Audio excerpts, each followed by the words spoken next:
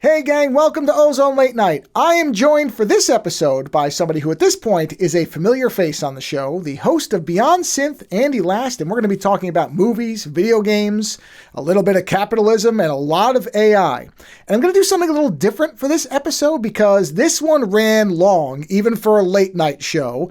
4.5 hours, and maybe a little bit extra on top of that. So it might be like 4:35. I don't remember the exact count. But really what it felt like was the first 3 hours and change was the main episode. And then we sort of wandered into a little bit of what I felt like it was extra content. So both in the interest of saving people's time, because most people probably wouldn't listen to the whole 4.5 hours. And maybe you wouldn't care about what is mostly a lot of Doctor Who talk and some Terminator stuff when we get into that second part. So if you don't really care about those topics, that last 90 minutes or so, or whatever it ends up being, probably is going to bore you to death. So really, the first 3 hours or so is what's going to be the important stuff. I'm going to leave that on the audio feed and on the YouTube channel. And then in the Patreon, I'm going to put our bonus content or whatever I end up calling it. And it's still going to be on the free tier. I'm not trying to squeeze money from anybody, but it just doesn't feel like, because it's so long, and it didn't feel like it necessarily fit perfectly with the rest of the episode. So it was a nice, easy dividing point. It came at the end of us talking about a lot of things anyway. So I'm just going to curve off that with an outro and then bring in the other one as extra content. So that's how it's going to be handled. So if you're watching this on YouTube or you're hearing this on the audio feed, if you're a member of the Patreon, there's going to be a bonus episode. I'll probably paste them both at the same time, and then you can just listen to them. I'm not going to space them out or anything like that.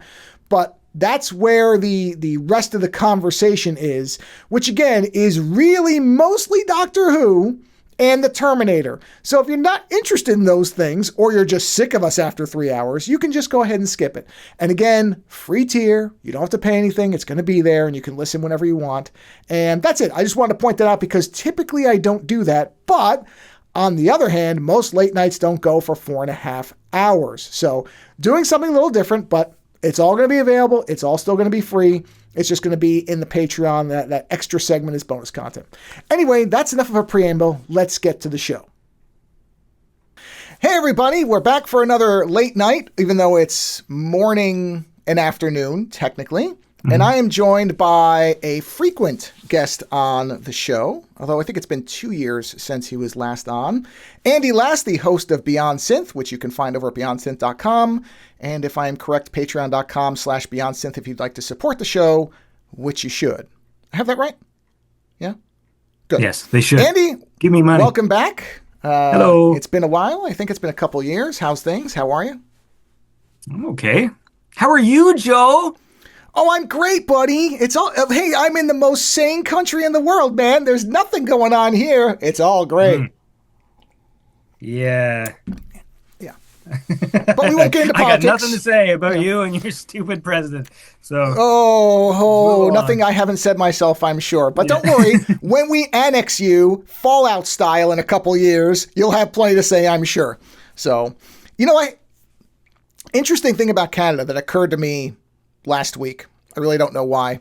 I think I was listening to the Bad Boys episode, which, as we're recording, is the most recent one, I think. And, I never stopped the stupid Wii music. Hold on a minute.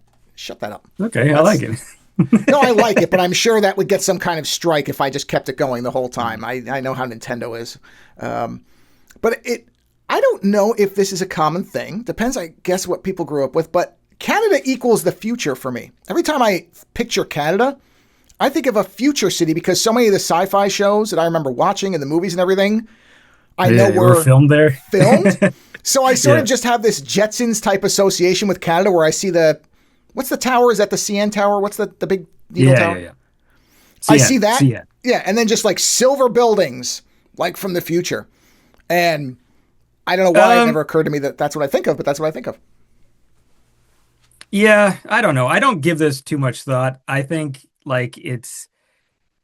we're very similar in like so many ways that like I think the differences are so minor. Like it's all those like you get milk in bags, like shit like that, where it's like I'm sure there will be like mild culture shock things, but for the most part I don't know that it's that. I have the same dumb conversations I imagine you have with people, and I feel like there's like I don't know. I don't give it much thought. Like I don't think it's as different. And I think a lot of, you know, Canadian pride is just based on saying like, well, we're not Americans. But like, I don't know that that necessarily, I mean, it means something, but it doesn't, you know, it's the same way I imagine like, you know, like Irish people and stuff, you know, where they just like, if you say like, oh, you're from England, like they get pissed off. Um, Although there's a definite like accent, like the Irish one, maybe that's a bad example because I hear the difference when I hear them speak.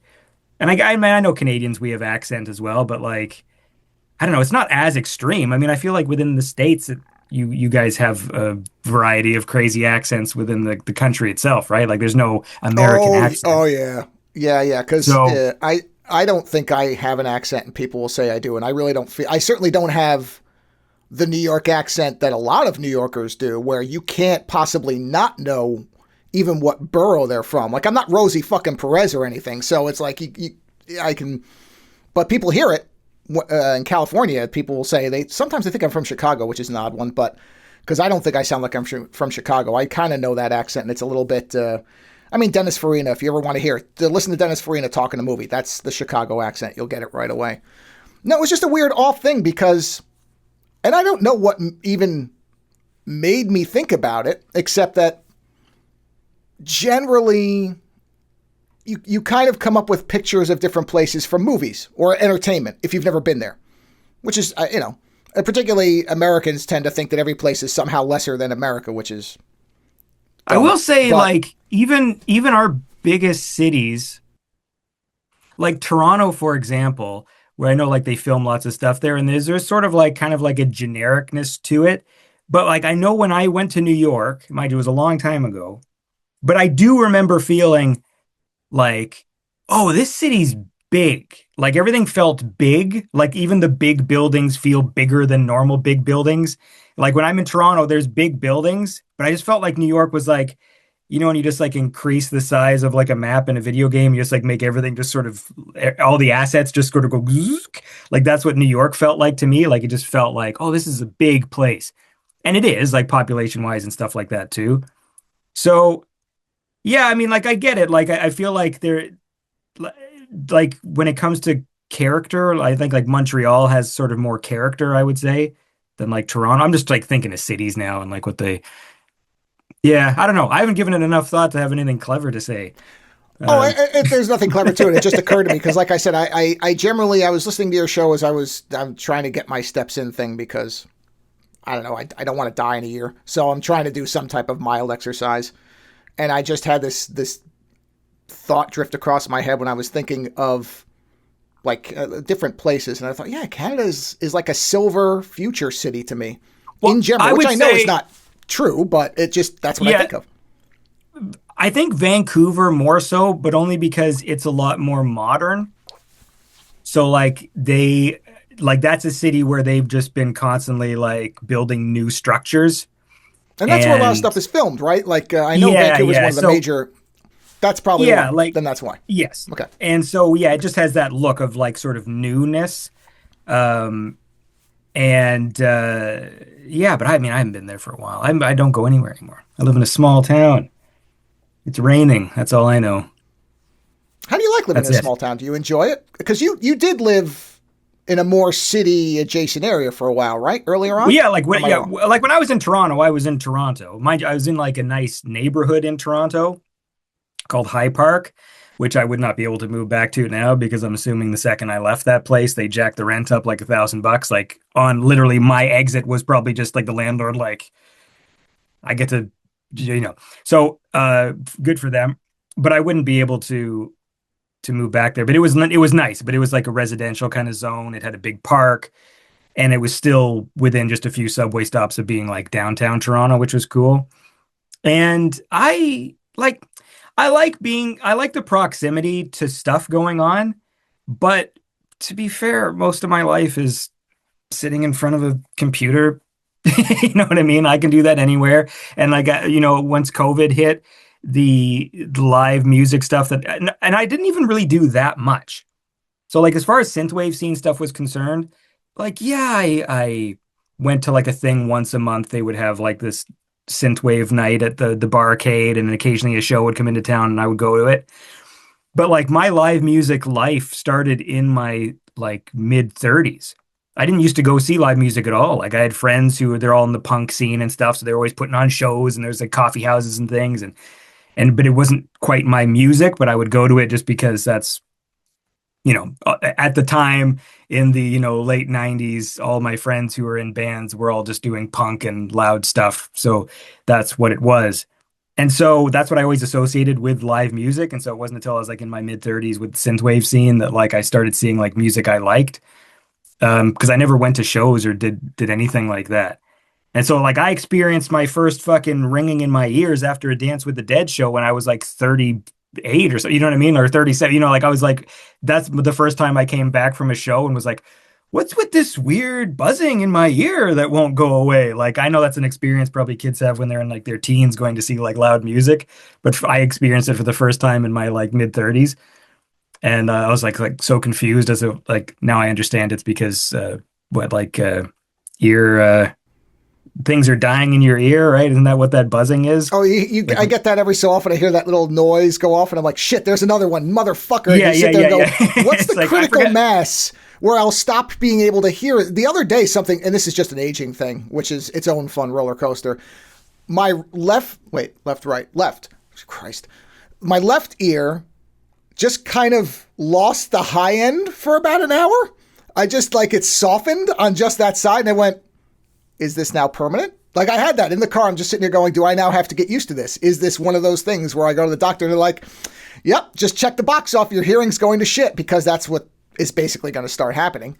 But I went to a lot of stuff when I was younger, but it was all rave stuff, and I don't dance. So I would literally be sitting in the back just watching people, but I like the music. So I was never out, like stoned out on the floor with glow sticks or anything, because I'm way too big for that and it would just look stupid. So I would just kind of hang back and I would listen to the music. But the only reason my hearing isn't ruined is because for a while I played drums when I was in high school, and you can't not wear hearing protection because of the cymbals. I mean, if you ever hear a cymbal go off near your ear, you very quickly figure out, okay, you will be deaf if you keep doing this. So I was more aware of that. Otherwise, I probably would have no hearing left. But it was kind of the opposite, where when I was younger, I went to a lot of this stuff. And then I barely go to any, I mean, even before COVID, I barely went to anything. But certainly, yeah, COVID put the nail in the coffin, I think, of most live stuff that isn't a Taylor Swift level event where it's just a bunch of kids screaming.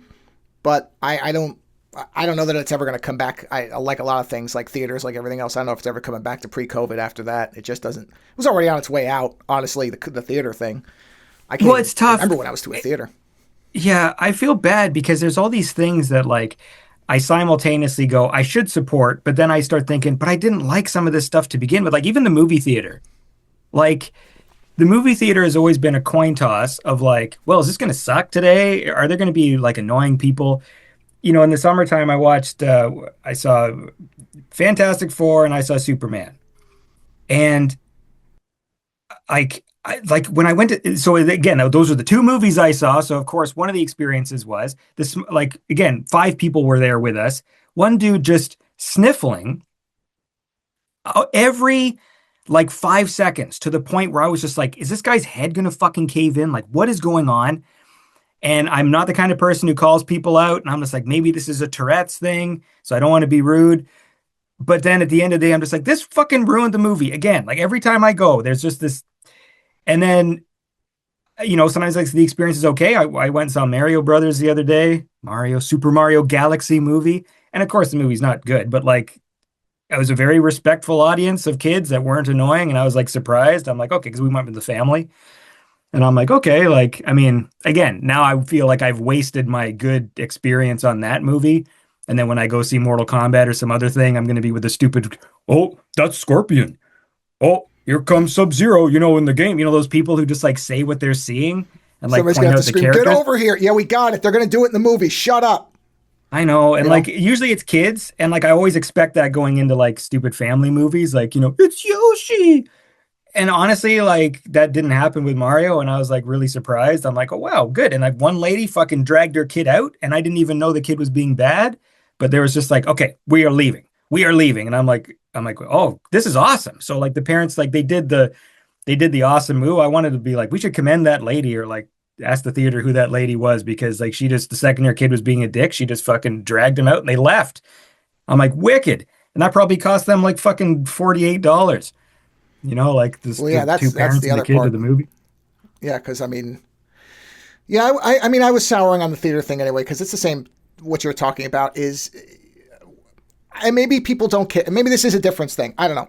When I watch a movie, I'm watching a movie. I actually want to watch the movie, and as long as it's not bad, and if it's bad, I've never walked out on a movie. I've come close a couple times, but never actually gotten up and walked out on a movie. But if it really was not that good, I would just leave as opposed to sitting there and bitching at it.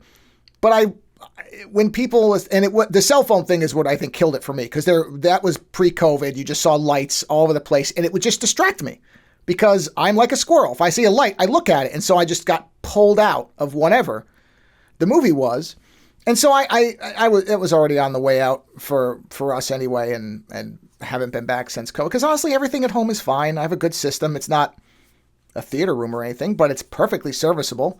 And if I need to pause and go to the bathroom, it's not a problem. I'm not going to miss the movie.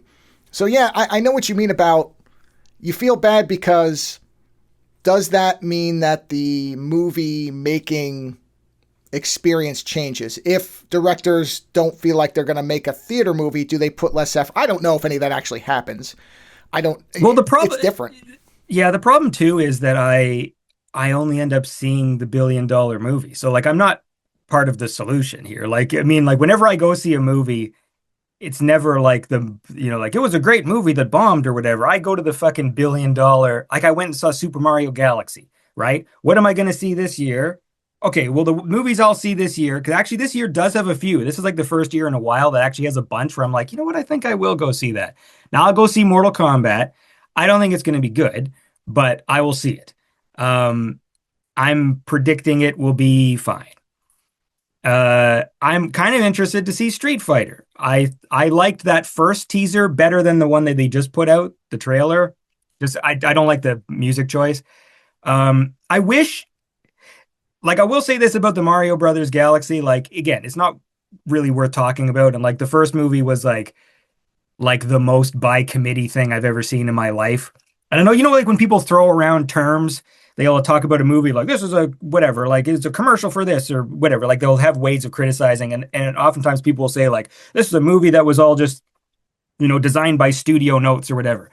And oftentimes I understand why people say that, but the Mario Brothers first movie was the first movie where I just felt it the whole time, like holy shit, this movie is like it's a fucking spreadsheet. And they just said, what do people need to see in this movie? Check the box. And it did. I've never seen a movie deliver exactly what it needed to, and no more, no less, no creative flourishes or anything. It was literally just, it did mathematically exactly what it had to do. And so it made it sort of less interesting because I'm like, well, they should have like do something interesting with this. Like and this movie felt even more like that than the first one did, to the point where it didn't even feel like there was a plot. And even like my son, who like I don't know thinks too much about movie structure, but when the movie was over, he's just like, it's over? And I'm like, yeah, because this movie's just sort of a sequence of like 10-minute little vignettes, and they just go like, now we're on this planet. And now we're here for some reason. Now we're going here. And so by the time the movie's over and like, now we're rebuilding the castle.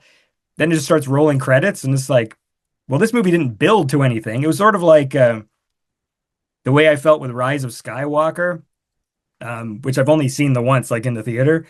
And I just remember going like this doesn't feel like a movie. Like it just feels like 6 or 7 10-minute to 12-minute short films stitched together. And so there's no momentum that builds throughout the film. There's no climax that you've earned or excited for. Even the first Mario Brothers movie at least like led up to a fight with Bowser in New York or whatever. Like it felt like, hey, it's leading up to a boss battle. This one doesn't lead to anything. It's just like doot doot doot doot. Why am I saying this? So when it comes to this year, so Street Fighter, the trailer, I didn't like the music, but I think visually it looks interesting, and I like that the characters look game accurate. I like that it looks like they're doing the moves, at least from the last trailer, like they're doing their super moves, which makes me happy. It looks like it's stupid, but like that it knows Yeah, it it's looks stupid, goofy. which, That's what I like yeah. about it. It does not look like it's trying to be Mortal Kombat. I understand why they're going the serious route, and that's fine because it fits the material to a degree at least. It makes more sense than Street Fighter, which has never. I mean, the serious bits never feel serious. I don't give a shit about Akuma. Bison's not really a threat. He's just a big muscle man with glowy eyes. Like, this isn't anything. So don't try to make it into a serious thing like the 90s movie or whatever it was did, where they were trying to play it straight. It's like, guys, you can't be playing this stuff straight. It's fucking Street Fighter. Whereas Mortal Kombat has serious elements, so you can do it. I agree. I don't know that they've done it Yeah, correctly. But the last one, it's I tough. like the last one. I don't think it's great, but I liked it. I thought it was. I went, okay, if you're going to play it straight, this is a pretty good way to do it. What bugs me the most about the last one was that, I mean, besides the fact that the story was like a non-story, so like it still blows my mind that like, so the script you went with was, instead of the tournament, it's Shang Tsung cheating before the tournament happens, and that's the plot of the film, and they're basically just going to be in one location while Shang Tsung just shows up with people in clouds and goes like, now I'm going to kill some of you, and then leave. Like, it's just so, the structure was weird, but it did have some cool moments. The opening fight Scorpion thing, which they released early, is technically the best scene in the movie, and they released it early, like on YouTube. So that was a little puzzling. The fight choreography was ruined by editing. So I'm hoping in the new one they, like, because they did that thing in the first Mortal Kombat where they just do these quick cuts. And so you'll watch these behind the scenes featurettes of people like, oh, we rehearsed for weeks. And then they do the fight scene. I probably said this exact same thing before, but then they do the fucking fight scene. And then they cut after every punch. And it's like, well, then why did you rehearse? Like, I can film a fight scene like that. If I get to cut after every hit and we could stop and then turn the camera and then like, no, I'm here, and then like do the thing, then there's no point in rehearsing and there's no point in choreography. That's why watching all those old Hong Kong action movies is wicked, because like they'll just have this long shot of just these people doing crazy stunts and actually falling into shit.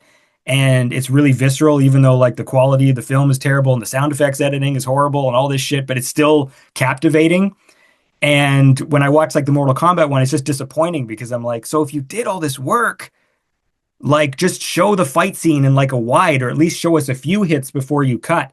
I mean, that's what even like when I think of movies like John Wick or The Raid or things like that, where they really like, you enjoy the choreography, even though there is, they're using CGI embellishment and stuff for the blood and for like like The Raid does, how like there's still cool choreography, but they're CGIing blood on people so they can do like a one shot and stuff, but it looks wicked and it works. And that's what I would like from Mortal Kombat, because I feel like it's a waste to just, so I hope the next one, that's the thing I wanted them to fix the most. Like, I feel like honestly most of the casting was fine. I wish Kano had the metal eye. I don't know why they went this weird direction with Kano where he's lost his eye, so he's going to be back in this one shooting lasers out of like a hole in his head. And I'm like, it's not really lasers that's important to me about Kano. It's that he has a metal plate in his face, because the laser was actually a thing they didn't add into the game until like when they start exhausting all their ideas and like, well, he does have a red eye. I wonder if a laser shoots out of it. Like, that was Mortal Kombat 3. That was I the was going to first say, time. he didn't have it in 1 or 2. I don't remember the laser in the first Well, he's two. not in. Well, 2, he's not in. Oh, that's right. He's not in 2. Yeah. 1, he doesn't shoot a laser. And in 3, one of his fatalities is he shoots a laser out of his eye and the guy blows up. But yeah, so to me, the character wasn't defined as the guy with the laser eye. He was defined as the guy with the metal plate on his face with a robot eye or whatever the fuck it was. And so, yeah, that's like quibbling. I mean, honestly, the rest of the cast I think was fine. I mean, maybe Carl Urban will bring people to this. He's the one part of the cast that I'm like the most iffy on, because I don't think he looks like Johnny Cage. And I saw the other day that he said in an interview that he'd want to play like John Marston from Red Dead. And that would be perfect, because in the first Red Dead game, I always thought they literally just stole his face. Like, if you play like the original Red Dead 1, it literally looks like... Yeah, it does look a lot like him now that you say that. I didn't think about that till just now, because I haven't played the first one in forever, but you're right. Yeah. Wow. If it's not based on his just face, rip him off. It looks so much like him that I remember just thinking like, dude, like Carl Urban should play this character because his face fucking looks exactly the same. So I don't know. I'm gonna go see that. I'll see Street Fighter. I'll see Grogu. I mean, it looks goofy as hell, but like, I'm like one of the few people in the world who liked the first Mandalorian trailer. It made me smile. It just looked stupid. It looked like that feeling I got from the first season of Mandalorian, and what I kind of want from Star Wars is just like, yeah, it's like he's fighting big robot guards, and like there's things and explosions and robots and things. Like I was just sort of like, okay, this looks fun and stupid. And even that dumb little puppet character that fucking Physic Ridu or whatever his name is, Riffic yeah, Bidu fucking or Flushy yeah, Bidet, whatever his name is. I know the little mechanic guy with the goggles, right? Yeah, yeah. Like yeah. again, that stuff is Something dumb. Rebu Frick. I don't know what the fuck his Yeah, name is. Something Babu like that. Frick. His name is That's Babu it. Frick. Although I don't know if this one is Babu Frick or if he's like Babu Frick's dad, because this is technically takes place before, but like um it made me laugh. It was so stupid that I laughed when it showed little baby Yoda like shot a laser gun or defeated a thing, and then it goes to Babu Frick like nice shot, baby. It was like so dumb that it made me laugh. I'm like, you know what? It actually got a legitimate laugh out of me. Not for being good necessarily, but just sort of like maybe this will be fun. Maybe this will be a fun time at the movies, right? Just guys in costumes like shooting lasers at stuff, which is like what I would want from that. And then what else is this year? I feel like there's something else. I still haven't seen the second Dune, so like I gotta get on that. Yeah, I Maybe gave up on. I Spider-Man. Oh Is yeah. Spider-Man The this year? Spider-Man. Spider-Man looks interesting. Yeah, Yeah, Dune I I don't didn't care like the about. trailer. I I watched the feel like first one. I'm gonna see it just because it's Spider-Man, but like I don't care. I didn't like that trailer at all, but like I'm like, whatever, it's Spider-Man, maybe something good will happen. And then I'll go see fucking Avengers like every other idiot. So I'll be there for another $1 billion movie. And then that's a lot of I movies this can't. year, actually. I can't muster any interest in the Marvel stuff anymore. It lost me somewhere. I think it Oh just yeah, yeah. kind of got I don't repetitive. care. Yeah. Yeah. I don't care. Well, I'm it's funny because I was excited. just talking to my co-host. My wife and I just rewatched X-Men First Class and then Days of Future Past. And First Class just holds up as well, they're both good movies. But the end of Future Past still actually gets me when Wolverine comes back and everybody's alive. And I'm like, this is not what I get from Marvel anymore. Like when he comes back and he sees Jean, I'm kind of like, holy shit, I still actually feel something for this. Like I'm happy Wolverine, I'm happy this fictional character fixed everything and everybody's alive. And I'm not used to that from movies anymore, where it's just kind of like, oh yeah, look, he blew up. Oh well, see you next year. And that's it. You know, So it was that's a interesting. it's weird because I've never been a huge X-Men guy. Just in general, like it just whatever, like for whatever reason, that franchise never quite captured me, even though like I recognize that the 90s cartoon was good and stuff. But when I go back and watch those movies, most of them hold up pretty well.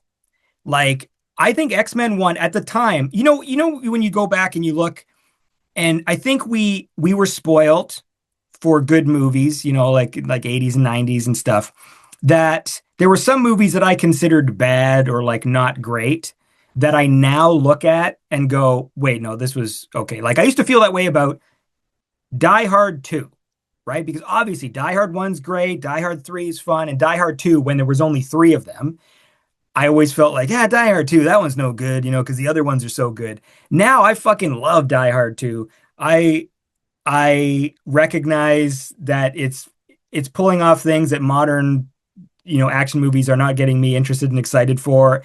To me, even a lot of the complaints that people have of Die Hard 2 and that did used to have, I don't even think apply. There's like, well, that Die Hard 2 is more serious, like it loses some of the humorous edge of, the first one. And like when I watch Die Hard 2, I'm laughing my ass off. Fucking Dennis Franz in Die Hard 2 is so fucking funny. Like I like characters like that who are funny because they're like just abrasive assholes. And the comedy isn't because they're goofy or silly. It's just because they've had enough of your shit. Like all the scenes where Dennis Franz is like fucking yelling at McClane, and like, it just makes me laugh every time. And so I feel that way about the X-Men movies, where I feel like at the time I was like, okay, I was one of those people who's disappointed because the costumes were all black, blah, blah. But X-Men 1 is a really efficient superhero film. And I forget when I go back and watch it again, it's so tightly organized. It gets to the point immediately. fucking it's introducing characters within the first fucking minutes. Like you're not waiting like 20 minutes to see Wolverine. Like it's like it fucking gets right into it. They get right into their powers. Um, you understand it. It's got one of those. It has a title sequence. I miss title sequences, so it's nice, even if they're the cheesy fucking zooming through DNA while music plays. But like, still like Somehow I that. don't care. It's still somehow that works with the music. It doesn't bother me, the CG with that for some reason, and I don't know Yeah, well, why, but I never get irritated by it. no, and like it, and so when I go back and watch that, I'm like, you know what, this movie is actually good. Yeah, it's got the stupid lines and the fucking what happens to a toad with lightning and all that crap, and that stuff still sucks. But all in all, like it's a solid film. And then obviously X2 is better, and even X3, which isn't good, it's still not as bad. Like when I go back and watch, I'm like, okay, this feels like a TV director. They did like a TV movie X-Men. Like it doesn't have the same weight as the first two, but I don't think it's horrible. It just feels like kind of more missed opportunity than like bad film. And then fucking Days of Future Past and fucking X-Men First Class, like those are solid. Like it's a pretty solid franchise overall. And then I feel that way a lot of them. Like, my thing with Marvel is I just don't like having to pay attention to 80 movies.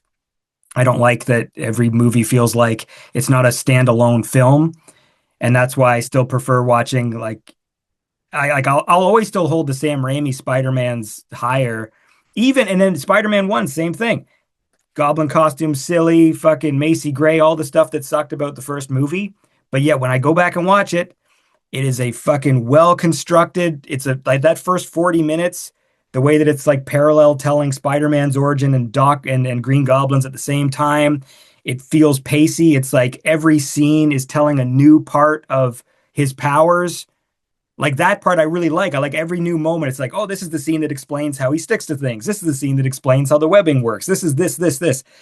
And so it all feels very like well constructed. And I just feel like when I watch the new ones, like now superhero movies, they're embarrassed of origin stories. They're embarrassed of having to explain the characters. And I feel like sometimes you have to. Sometimes it's like, dude, I get it. People know who Spider-Man is, but it still bothers me that now, the Tom Holland Spider-Man has been in like 8 films, and we've still never really been told how this Spider-Man got his powers. Like they've never really explicitly been like, remember that day you went to the fucking lab and this happened or whatever. And it bugs me a bit because they changed his origin. So it's like I understand when people do that thing where they say, well, everyone knows Spider-Man's origin. I'm like, yeah, except this Spider-Man doesn't even have an Uncle Ben. So like, did Uncle Ben die? Did he learn his fucking with great power thing and we just didn't see it? I don't know, because the way that they've sort of been insinuating with this character, like there wasn't an Uncle Ben, right? Like I don't think the Tom Holland version has an Uncle Ben. And so I don't really even know. And I agree with you. I think the problem is I'm tired of origin stories if you're not changing anything. Like the new Batman. They didn't bother to show his parents getting killed because it's the exact same origin story it's always been. Instead, they were focusing on, okay, what's he doing in his kind of first years? Well, that's fine because we know Batman's parents got killed and that turned him against crime. If you're not changing that parameter, I don't need to see an 8th version of it. But if you are going to start to recontextualize, well, then point out, let's at least get the difference. Okay, if there is no Uncle Ben, then what turned him into a crime fighter? Like, I'd like to see that sequence because, of course, the classic version is lets the guy run by him, doesn't stop him, kills Uncle. Like, everybody knows who knows Spider-Man knows that. If that's all it is, fine. I don't need to see it in its entirety. You could probably do a quick thing where, he sees something and it reminds him, and you get a quick thing of like, Uncle Ben, I'm sorry I didn't stop the guy. But otherwise, do it in do it in a fucking title sequence. This is what I love about fucking James Bond format. And I've always said this. I feel like superhero movies should follow the James Bond format. Start every movie with a pre-titles action sequence that's, 7 to 8 minutes. Use that as an opportunity to use a fucking corny villain that you don't want to spend a whole movie with, that maybe is a little silly or, antiquated, but you can actually have them appear in their costume and be silly because they're only there for this opening bit. and then have a title sequence like James Bond and have story elements in the sequence. I mean, like Spider-Man 2 does it, but it's rehashing shit we saw in the first movie. But Spider-Man 2 is one of my favorite opening title sequences of a film, right? They've got like the painted versions of key moments from the first film playing and the webbing and stuff, and the music's good. And to me, I'm like, that's the perfect opportunity to just tell the character's origin. Is like, do it in the title sequence, show flashbacks or whatever happened. And then a lot of that context, because there's all these things that people find like cheesy in movies, like voiceover and stuff. And yet some of my favorite movies have characters just explaining what the movie's about. Like, I'm doing this mode in the game I'm modding right now. It's got a Terminator mode. So I've just been listening to a lot of like the Terminator score while I'm working. And like, yeah, like I think Terminator, like they both start with just Sarah O'Connor narrating and telling you like, hey, here's the future war. Or like the first movie, does she narrate or is there just a text screen that just says like fucking Skynet took I over? There want to was a say, fucking I sort future of remember war. it being red text. So I want to say it was text, Yeah. but I haven't watched the first one in quite a while, so I could be misremembering. Yeah. I mean, there's text for sure. And then that's the setup to say like there was a war, robots came, blah, blah, blah. Now it's going to go back in time. Who's going to get there first? Cue the fucking awesome music. And then part two, she did narrates for sure, right? It says basically the same. It's like a rehash of the first ones, except she's narrating it. And it gives you the information you need. Like there's no shame in that. I feel like I can trace all these dumb decisions back to shitty movies that did something they shouldn't have done or made a mistake. And then Hollywood always takes like the wrong lessons from everything. It's just like, oh, people like Jack Sparrow. What if the movie was all about Jack Sparrow? And it's like, well, fuck you. Like you learned the wrong lesson here. And I feel like The Amazing Spider-Man with Andrew Garfield fucked everything up because they thought it would be a good idea to reboot Spider-Man like 8 years after they already did it, retell the origin story worse, change it so it's not as good, make it take longer. And so what did everybody take from that? The lesson they took from that was, I guess people are tired of origin stories. It's like, no, it's because we literally just saw Spider-Man's origin story. Was it 10 years earlier or whatever, like with Sam Raimi one? It was done better. It was done more efficiently. It was more accurate to the comics. It was fun. And then what they do in Amazing Spider-Man, it takes like an hour.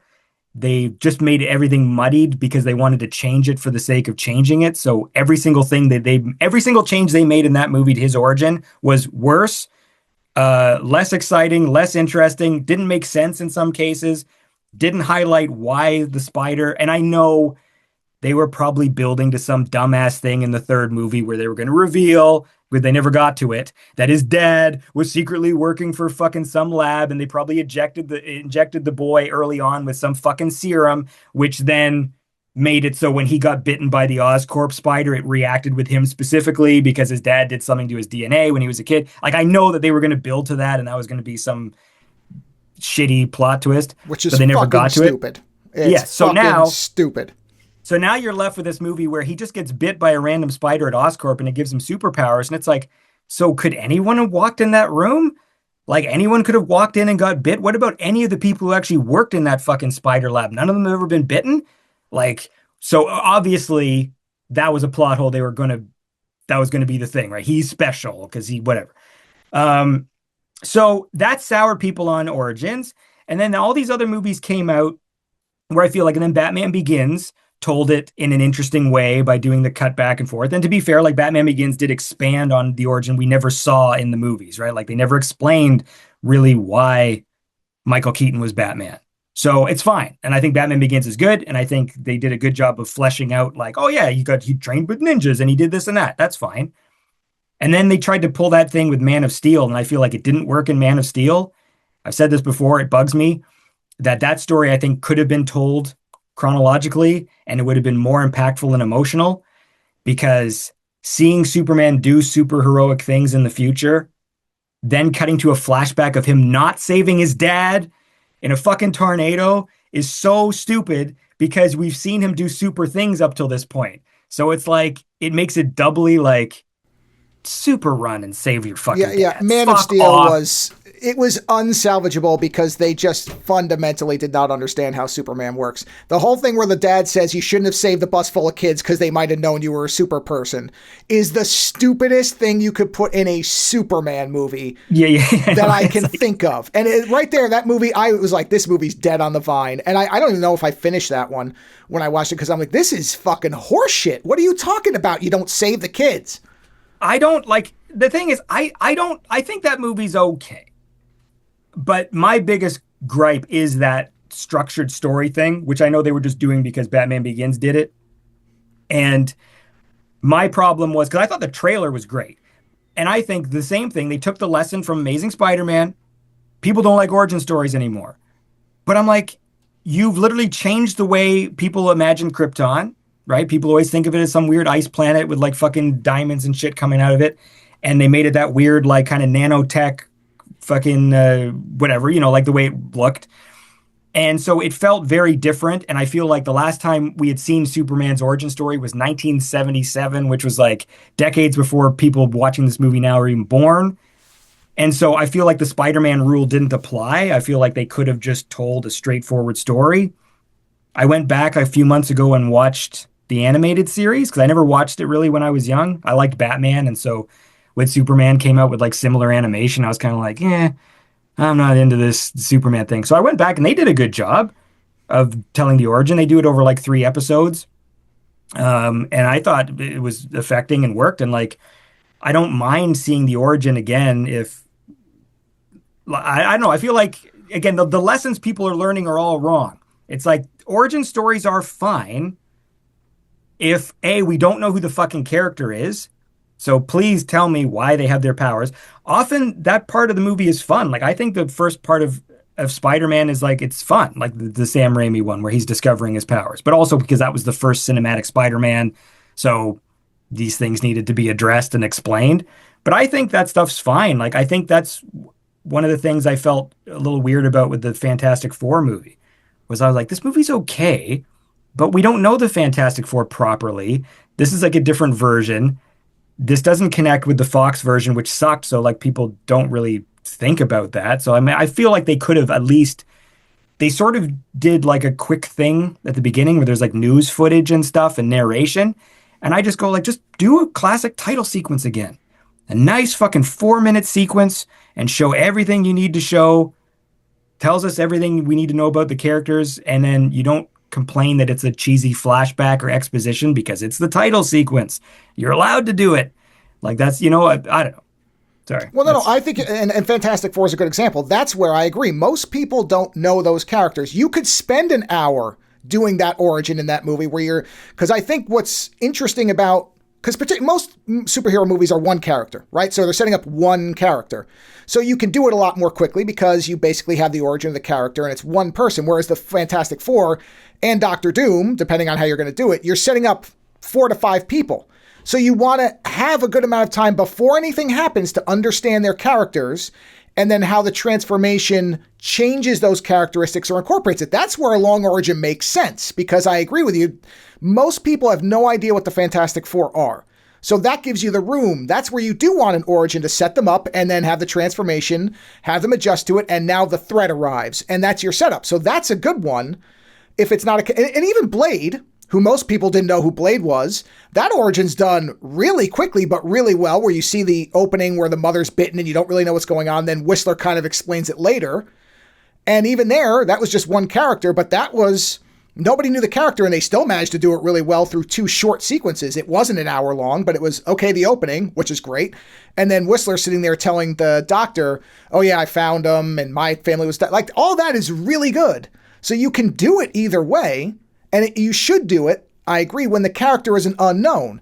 Whereas Batman, Spider-Man, that type of thing, if you're not changing it, then you can skip it or title sequence it. But if you're going to change it, then yeah, don't just suddenly say, oh, there's no Uncle Ben or infer it later.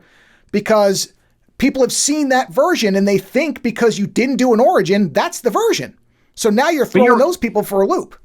Yeah, you're right. I mean, it doesn't take long. That's the thing that bugs me the most, is I feel like if you truly believe that audiences are not ready for, or they don't like origin stories anymore, you can still like it takes 1 minute for Spider-Man. Like Tom Holland literally just has to have a flashback where he's in the lab, his fucking spider bites him, and then we get it. Because I still don't fully understand his version of Spider-Man in terms of like his abilities and stuff because they've never really outlined it because they're all just like, well, Spider-Man. I'm like, I know the other one.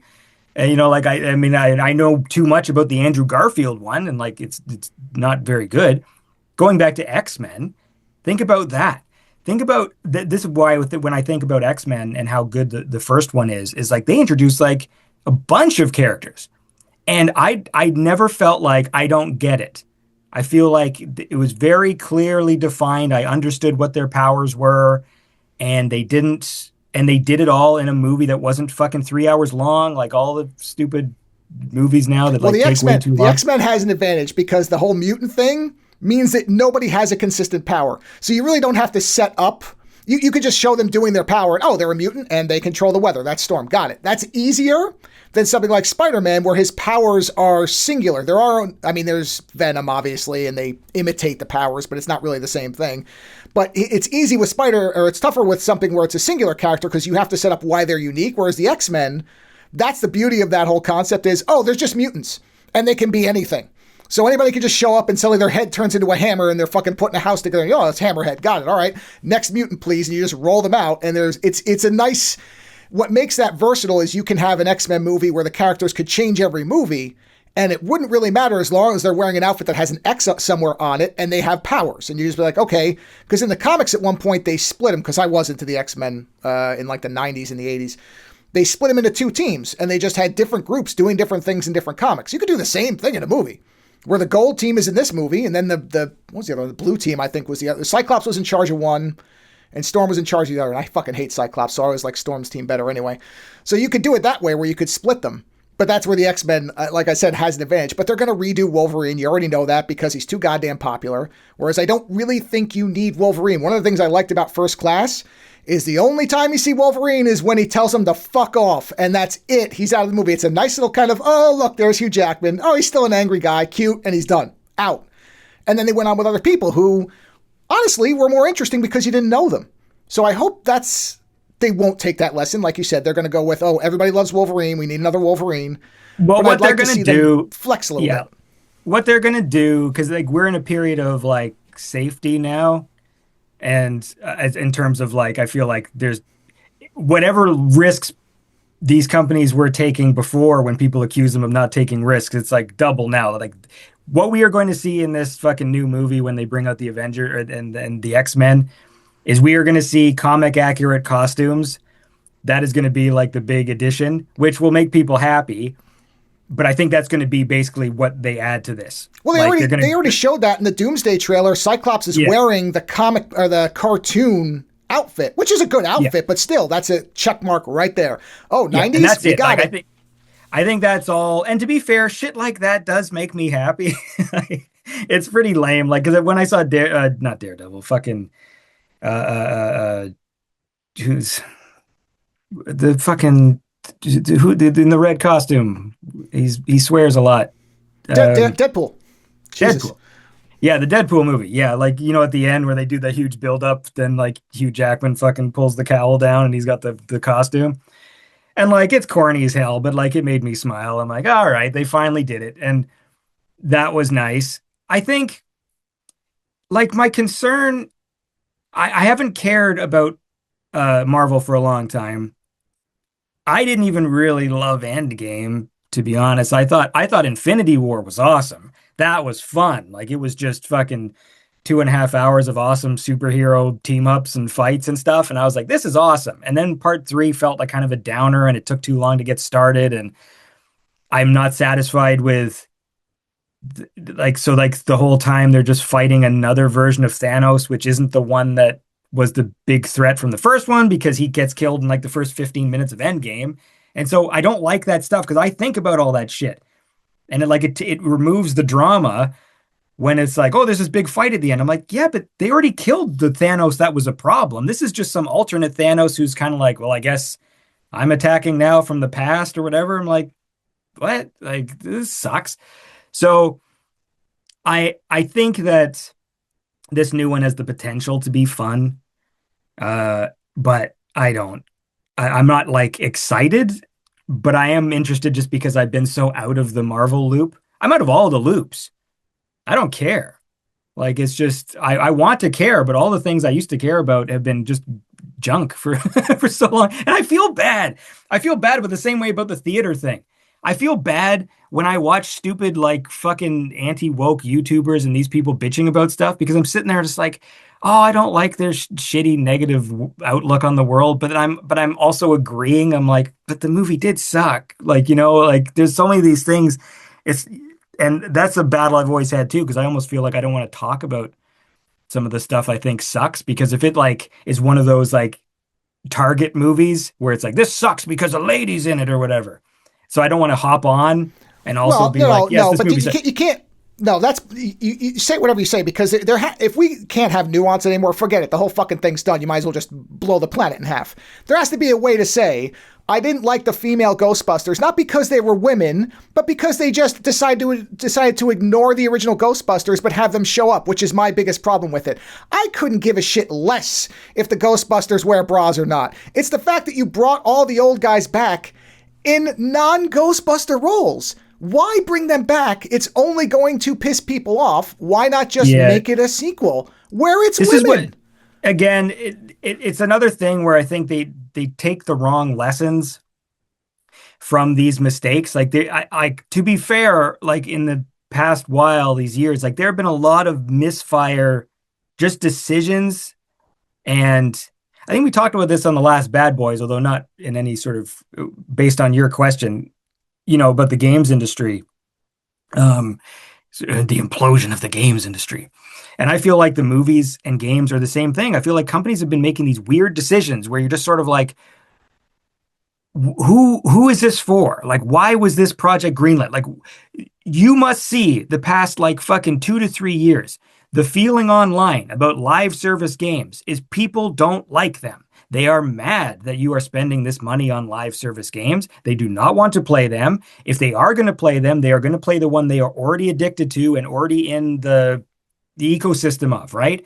You are not going to topple Fortnite and fucking Minecraft and Roblox and this stuff, which I don't like, but like it's you're not you might get a little piece of that pie. Like Arc Raiders got a little piece of that pie for, a few months. And now I guess it's down, the playership's down like 80%. Arc Raiders is good though. Like that I actually got sucked into that game.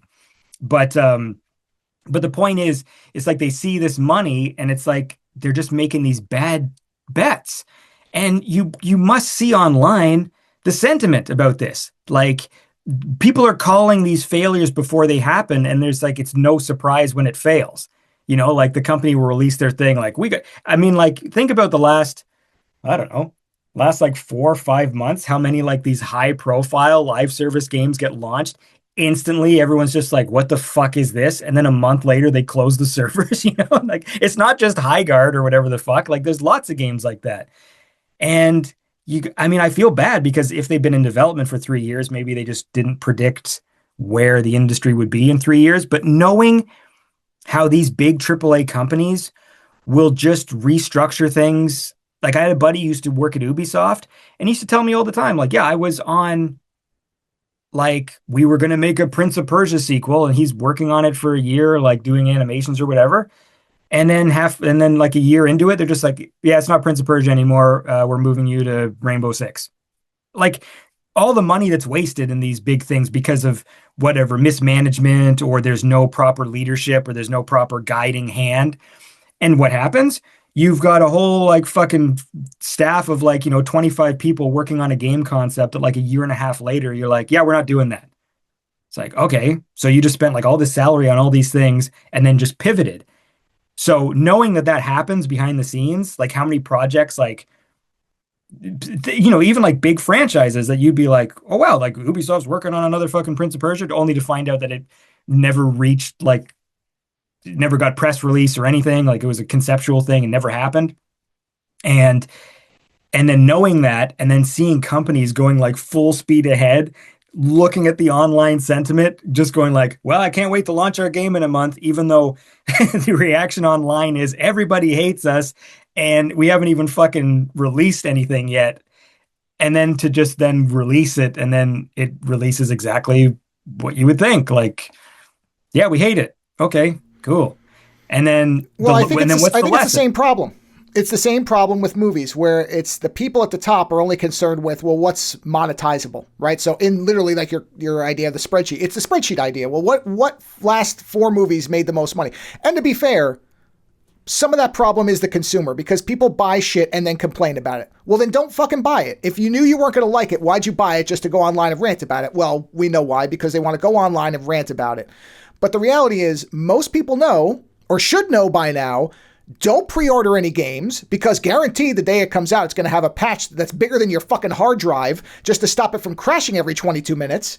So you might as well just wait for the reviews to come out from people you actually trust and not some paid outlet that gets a code. So they publish it a week early so they get views for it, which I'm not saying everybody who does that, but it is impossible. I'm sorry, you cannot maintain objectivity if your channel is going to be based on getting pre-release codes. If you get a reputation for slamming games, no more codes, no more channel. So you have to kind of bake some of this into when these people talk about things. But movies and games, they're related that way, where they just look at what the big successes were, what a trend line seems to be, and then they just assume it's never going to run out. Just like a lot of things in COVID, where all these companies hired a bunch of people. Then when COVID ended and suddenly they didn't need them, they just lay them off because they apparently never thought that the virus would ever go away because, that's looking at human history through a long lens. So it's the same shit. But we do that. We buy shit games sometimes knowing that they're just chasing a trend and then sit there and whine and go, yeah, it's just another live service game. Well, then why the fuck did you buy it? Why did you not just not buy it then? You have other games. There's so many goddamn games that don't buy the ones that you're kind of predisposed to whine about. I don't understand the hate mentality, like hate viewing and all that shit. Doesn't make sense. Again, for clicks, like that's the thing that bothers me as well is like people, there's a lot of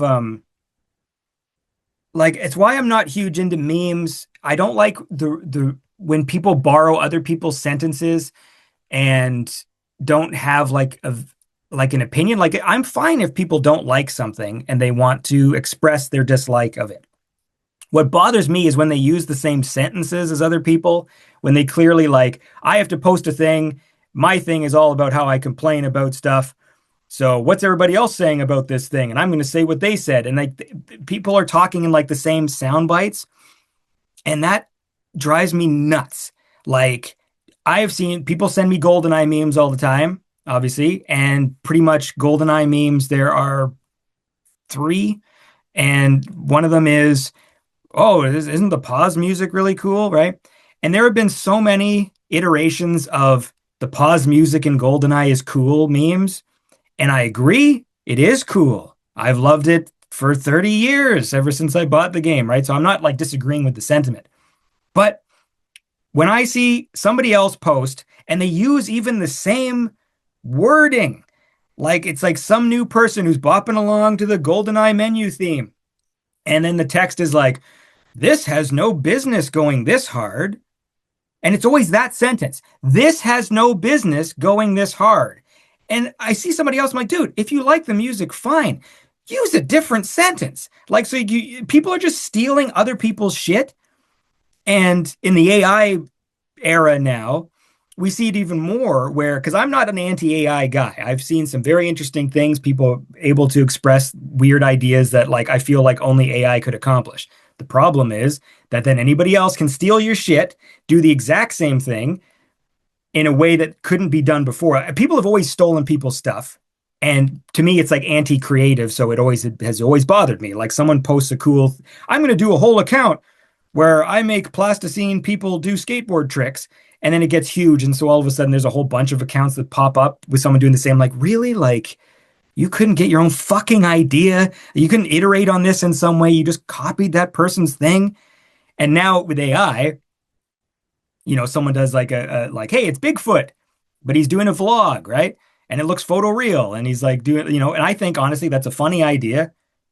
But then now 80 other people join the thing. They type in the same prompt into the same fucking thing you did. And not only have they stolen your idea, but it looks exactly the same as your thing because you didn't make it, right? Like the computer made it.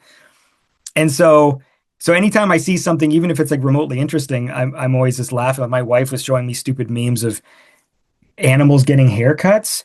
So that was like an AI thing where it's like, you see a budgie in a haircut chair, and then it's like ASMR of like the scissors cutting, and they give them like bowl cuts and shit, and it's all AI, and it looks photoreal, right? And the second she showed me that, I'm just like, so how many seconds before you start being fed dogs getting haircuts and cats? And they're going to be different accounts because no one's fucking creative. So they just see somebody's thing like, oh, that got 1,000 views. I'll fucking just copy it. I'm like, I don't get how people like that have any satisfaction in their lives. It's just so weird to me. Like, but it's a whole different mentality. It's the same. It's like the fucking hate posting people. It's like, really? Like that's how you want your attention, is to go out in the world to be like, I'm going to make people mad today. I'm going to hyper focus on a thing that specifically my audience is going to be really angry about. Isn't that great? It's like, Yeah, that's why? that's and I agree. I don't like when people just kind of appropriate other people's stuff. Fuck you, you old bitch. But anyways, yeah, I have two clips of you I use all the time, which are great. There's that one, and no, it's true. That's a good one. Where's the other one? Oh yeah, this one. I think this is one of the best ones. Anyways, look. Goodbye. That should just be the ending of every fucking episode. But no, that's a great one. I did clip those. But yeah, I that's kind of.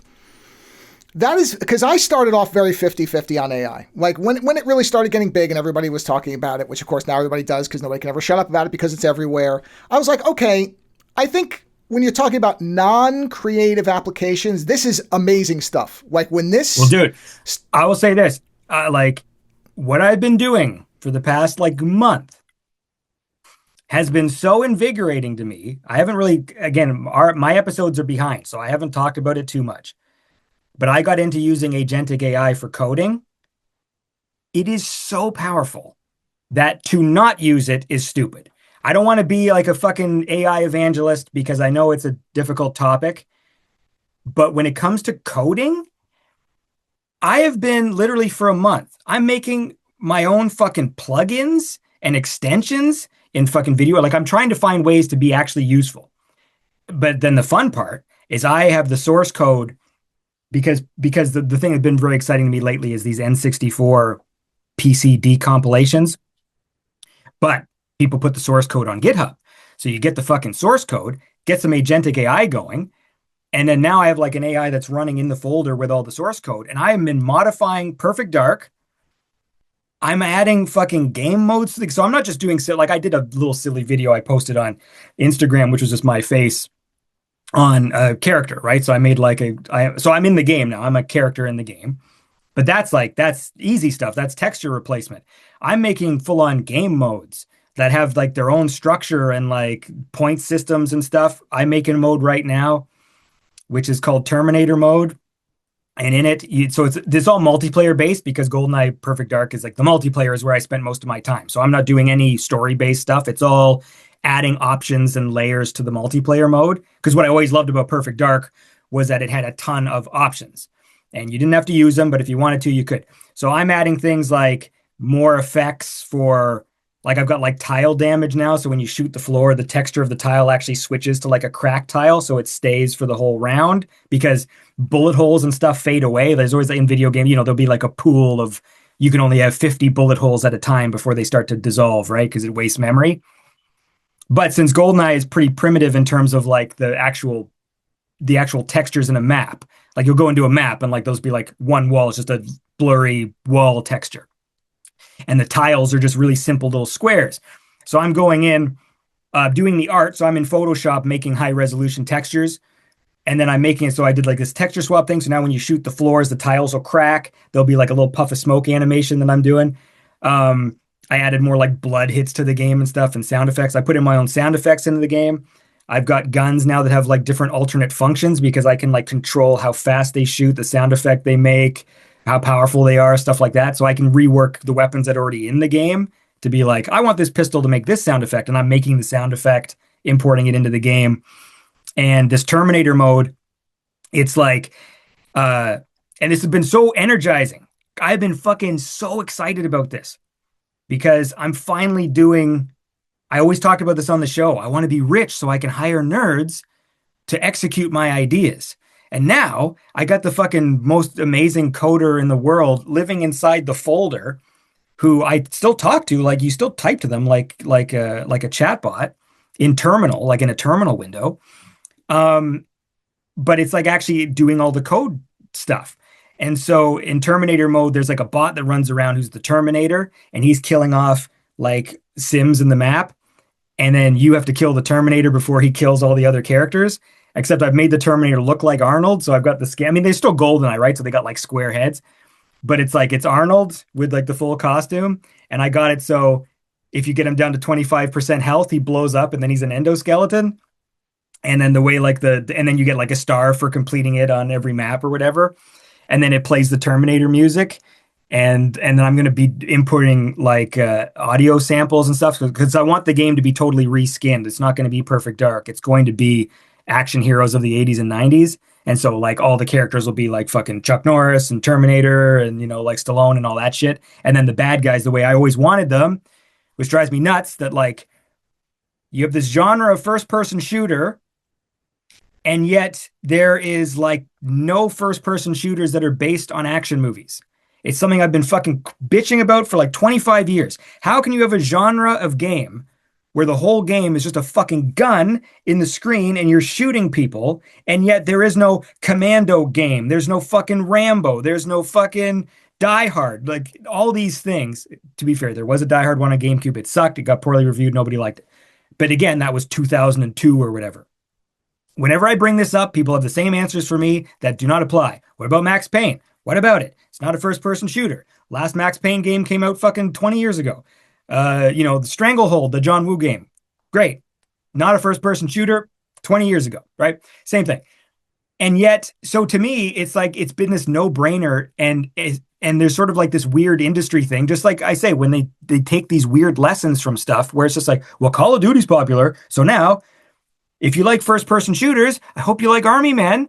I hope you like fucking shooting zombies, because that's the only alternative. Like, so all first-person shooters now, Army Men, Space Army Men, zombies. And if you're into boomer shooters, which I would be, right? Except they're all based on the template of Doom. So in boomer shooters, you are always fighting demons, right? You're never fighting normal things, which is fine. If you like it, it's fine. What's been bothering me for 25 years is there hasn't been like my thing, which is I like action movies from the 80s and 90s. I like my villains to be fucking high-class European terrorists who's like some fucking guy with like comb back blonde hair and a suit who's got fucking henchmen who wear like tuxedos and ski masks. Like, and you're playing in normal locations like office building and warehouse and, you know, fucking supply storage or whatever. Like, that's the game I want. For some reason, it doesn't exist in the genre that would be most suited for it to exist. And yet every fucking first-person shooter, time after time, is just Army Men. And every game is the same fucking loop of people yelling grenade at you and get to the LZ. Like, that's every fucking game. Get to the LZ. I'm like, I don't care about LZs. I want to be a fucking lone agent who gets dropped into a situation and has to take out fucking high-class European terrorists who are fucking robbing banks or whatever. And so I'm just going to make it myself now. And so I've been so excited. It's like all I've been doing is just fucking coding. I'll be up to like fucking 3 a.m. just fucking testing the game, because like it's still an AI. Like, it still does it in sections and there's lots of problems. The game will always crash. Like anytime, you change one fucking variable and then it's just like, oh, game crashed. And then it's like, send me the logs. And like, I'm running like log tests where I run the game in logging mode. So it like gets all the data and then like send that back to the AI. And like, so basically it's like allowed me. So in this instance, so when I see people bitching about AI, I get it, but there's a lot of things that get conflated, right? It's like to everybody, AI is one thing. And that one thing encompasses every single thing that people are using for AI, right? Fucking generative art, generative music, chatbots, LLMs, fucking whatever. And there's some stuff that is so useful and so powerful that to me, it's stupid not to use it, at least know what it can do. Just like when people were sending me AI music, my first instinct isn't all like to be like completely repulsed. My first instinct is, well, I'm going to sign up to Suno because I want to know what this fucking thing can do. And so I did. And then I started to see patterns. I started to hear certain sounds that Suno likes to do if you type in synthwave as one of your keys. So then I can hear that shit when people send it to me, like this weird fucking saxophone synth sound that like seems to appear anytime people do synthwave with AI. And so it's interesting to me to know how the things work. And as soon as it's been maybe 3 weeks, 4 weeks since I discovered how to use like the agentic AI, and it doesn't matter. Like people just sit there and they'll talk about like the ethical ramifications or whatever. And it's like, dude, use it. Use it and then complain because it is so powerful. The fact that I'm coding with zero coding knowledge, that I am like manipulating parts of the game that I have spent decades in forums asking people about, GoldenEye mods and Perfect Dark mods and things that they say like, yeah, but you'll know that'll never happen or this will never work. I always wanted to increase the bot count. So in Perfect Dark, you can have 8 computer characters in the match. And that was like the hard limit. And I'm like, well, certainly now that we have the source code on PC, like people can probably mod that, right? And so I was like, well, this got this background like 16-bit integer system where you can only have maximum, like 12 characters and 4 human character, whatever. And for decades, that's what people said. In the first fucking day of figuring out how to do this with AI, I increased the bot count in the game myself, me, like Andy did it. Well, I mean, the AI did it, but I mean, like, with my instruction, right? And when I saw that power, I'm like, wait, so for 20 years, I've been dealing with the condescension of nerds, being like, well, good luck with that, right? Because I would want my input or to say like, hey, this would be a cool idea. And it would always just be met with like, yeah, well, have fun, like to me. And I'm like, but I can't code. I've looked at it. It's insane. The language of it isn't crazy to me. But I got cool ideas. I can do the art. I can do the sound design. I can do all this other shit. The coding part is the thing I could never understand. So as a person who can't code, the fact that I have a version of Perfect Dark running on my computer now that literally starts with the fucking Beyond Synth Games logo and all this other shit and like fucking Ogre's music is playing during the fucking title sequence to multiplayer modes that I've fucking designed with no coding knowledge. And like, this is the version of Perfect Dark I'm going to play from now on. Like when I invite friends over, like we're going to play fucking my version of the game, like my bespoke. And I'll eventually I'll probably like put it online, but I can't do that now because it's got like synthwave music in there that I've asked permission to the people. I'm like, do you mind if I put your music in the game? Like, I can't sell it, obviously, because it's all fucking copyrighted shit. But it helps like sell the atmosphere of the game and stuff.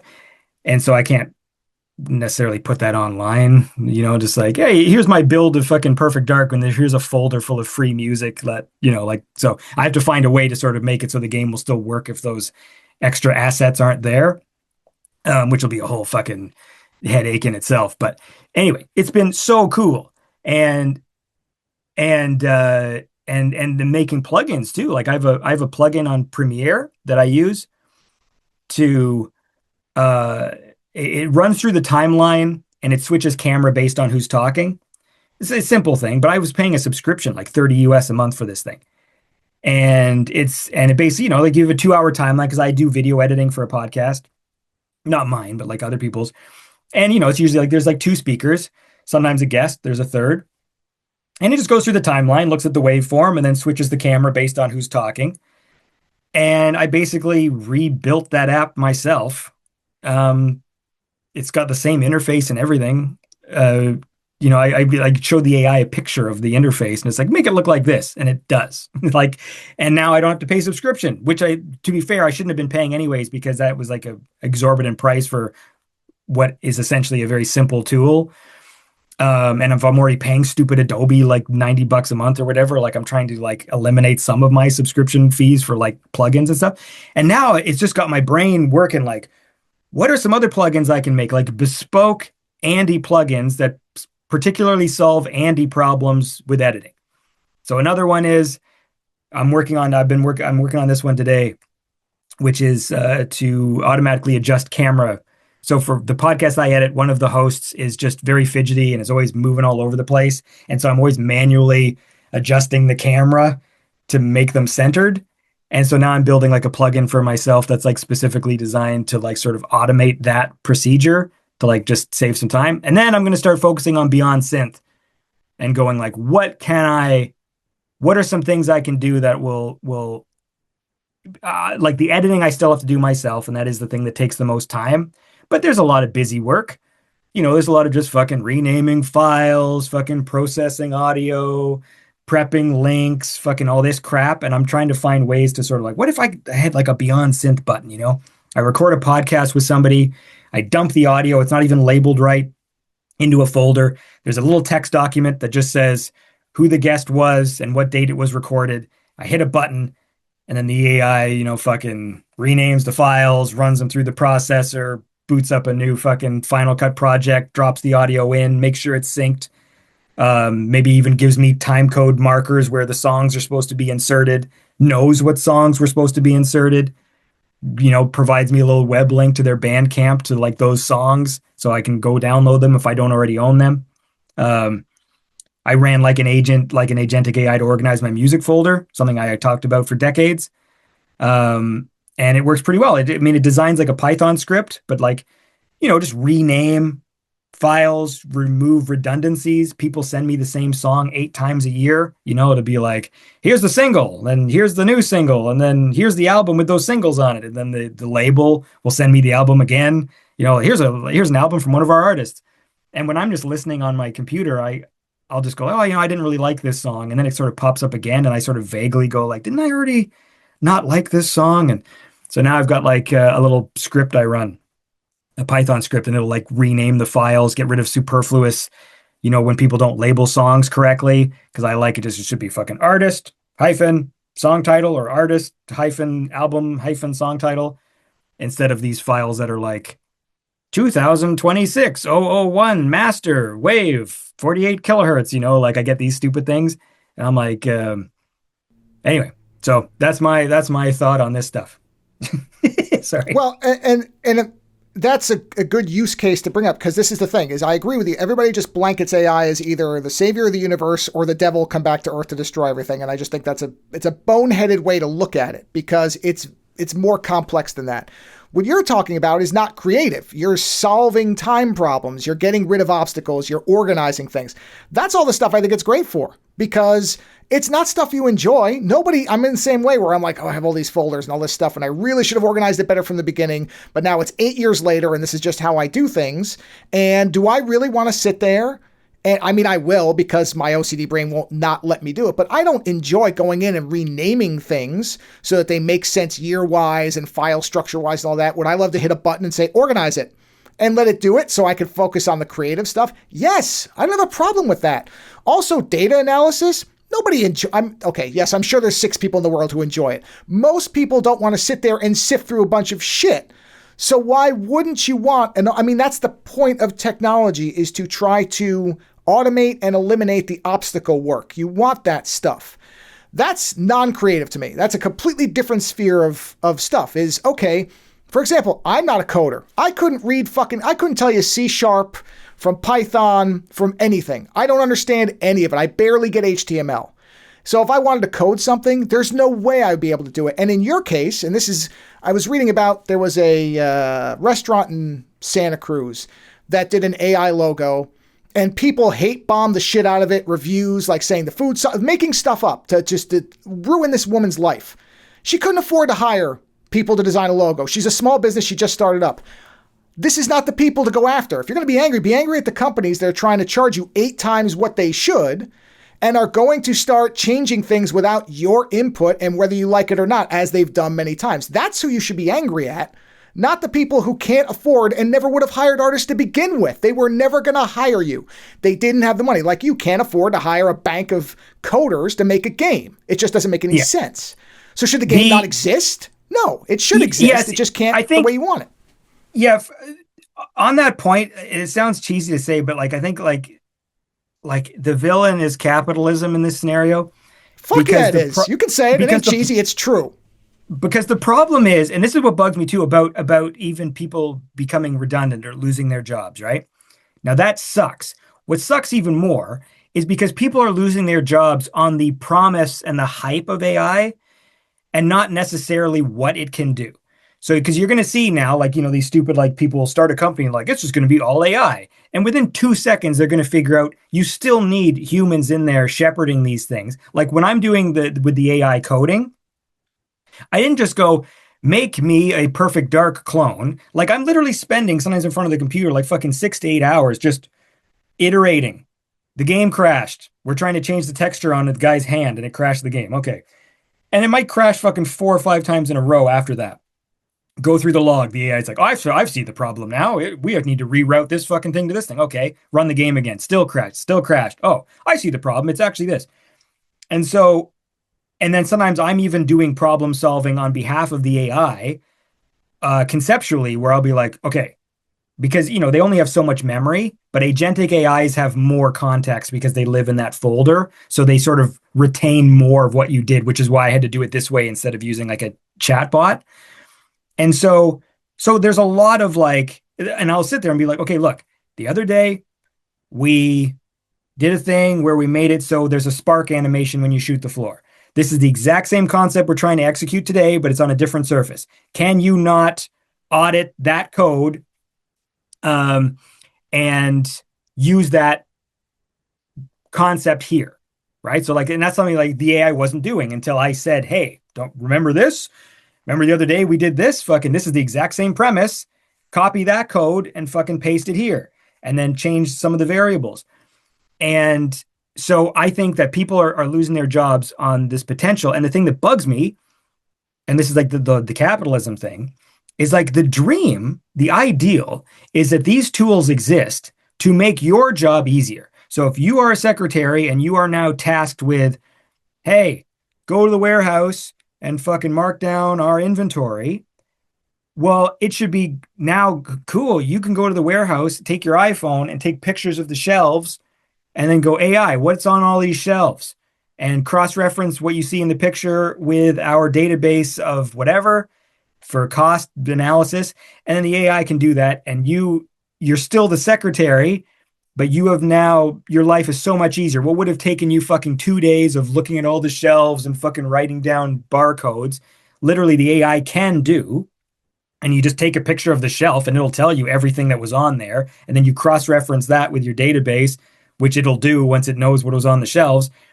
And you shouldn't lose your job, right? It should just be, hey, that day was easy now for you because there's this technology that really benefits your life and makes it easier.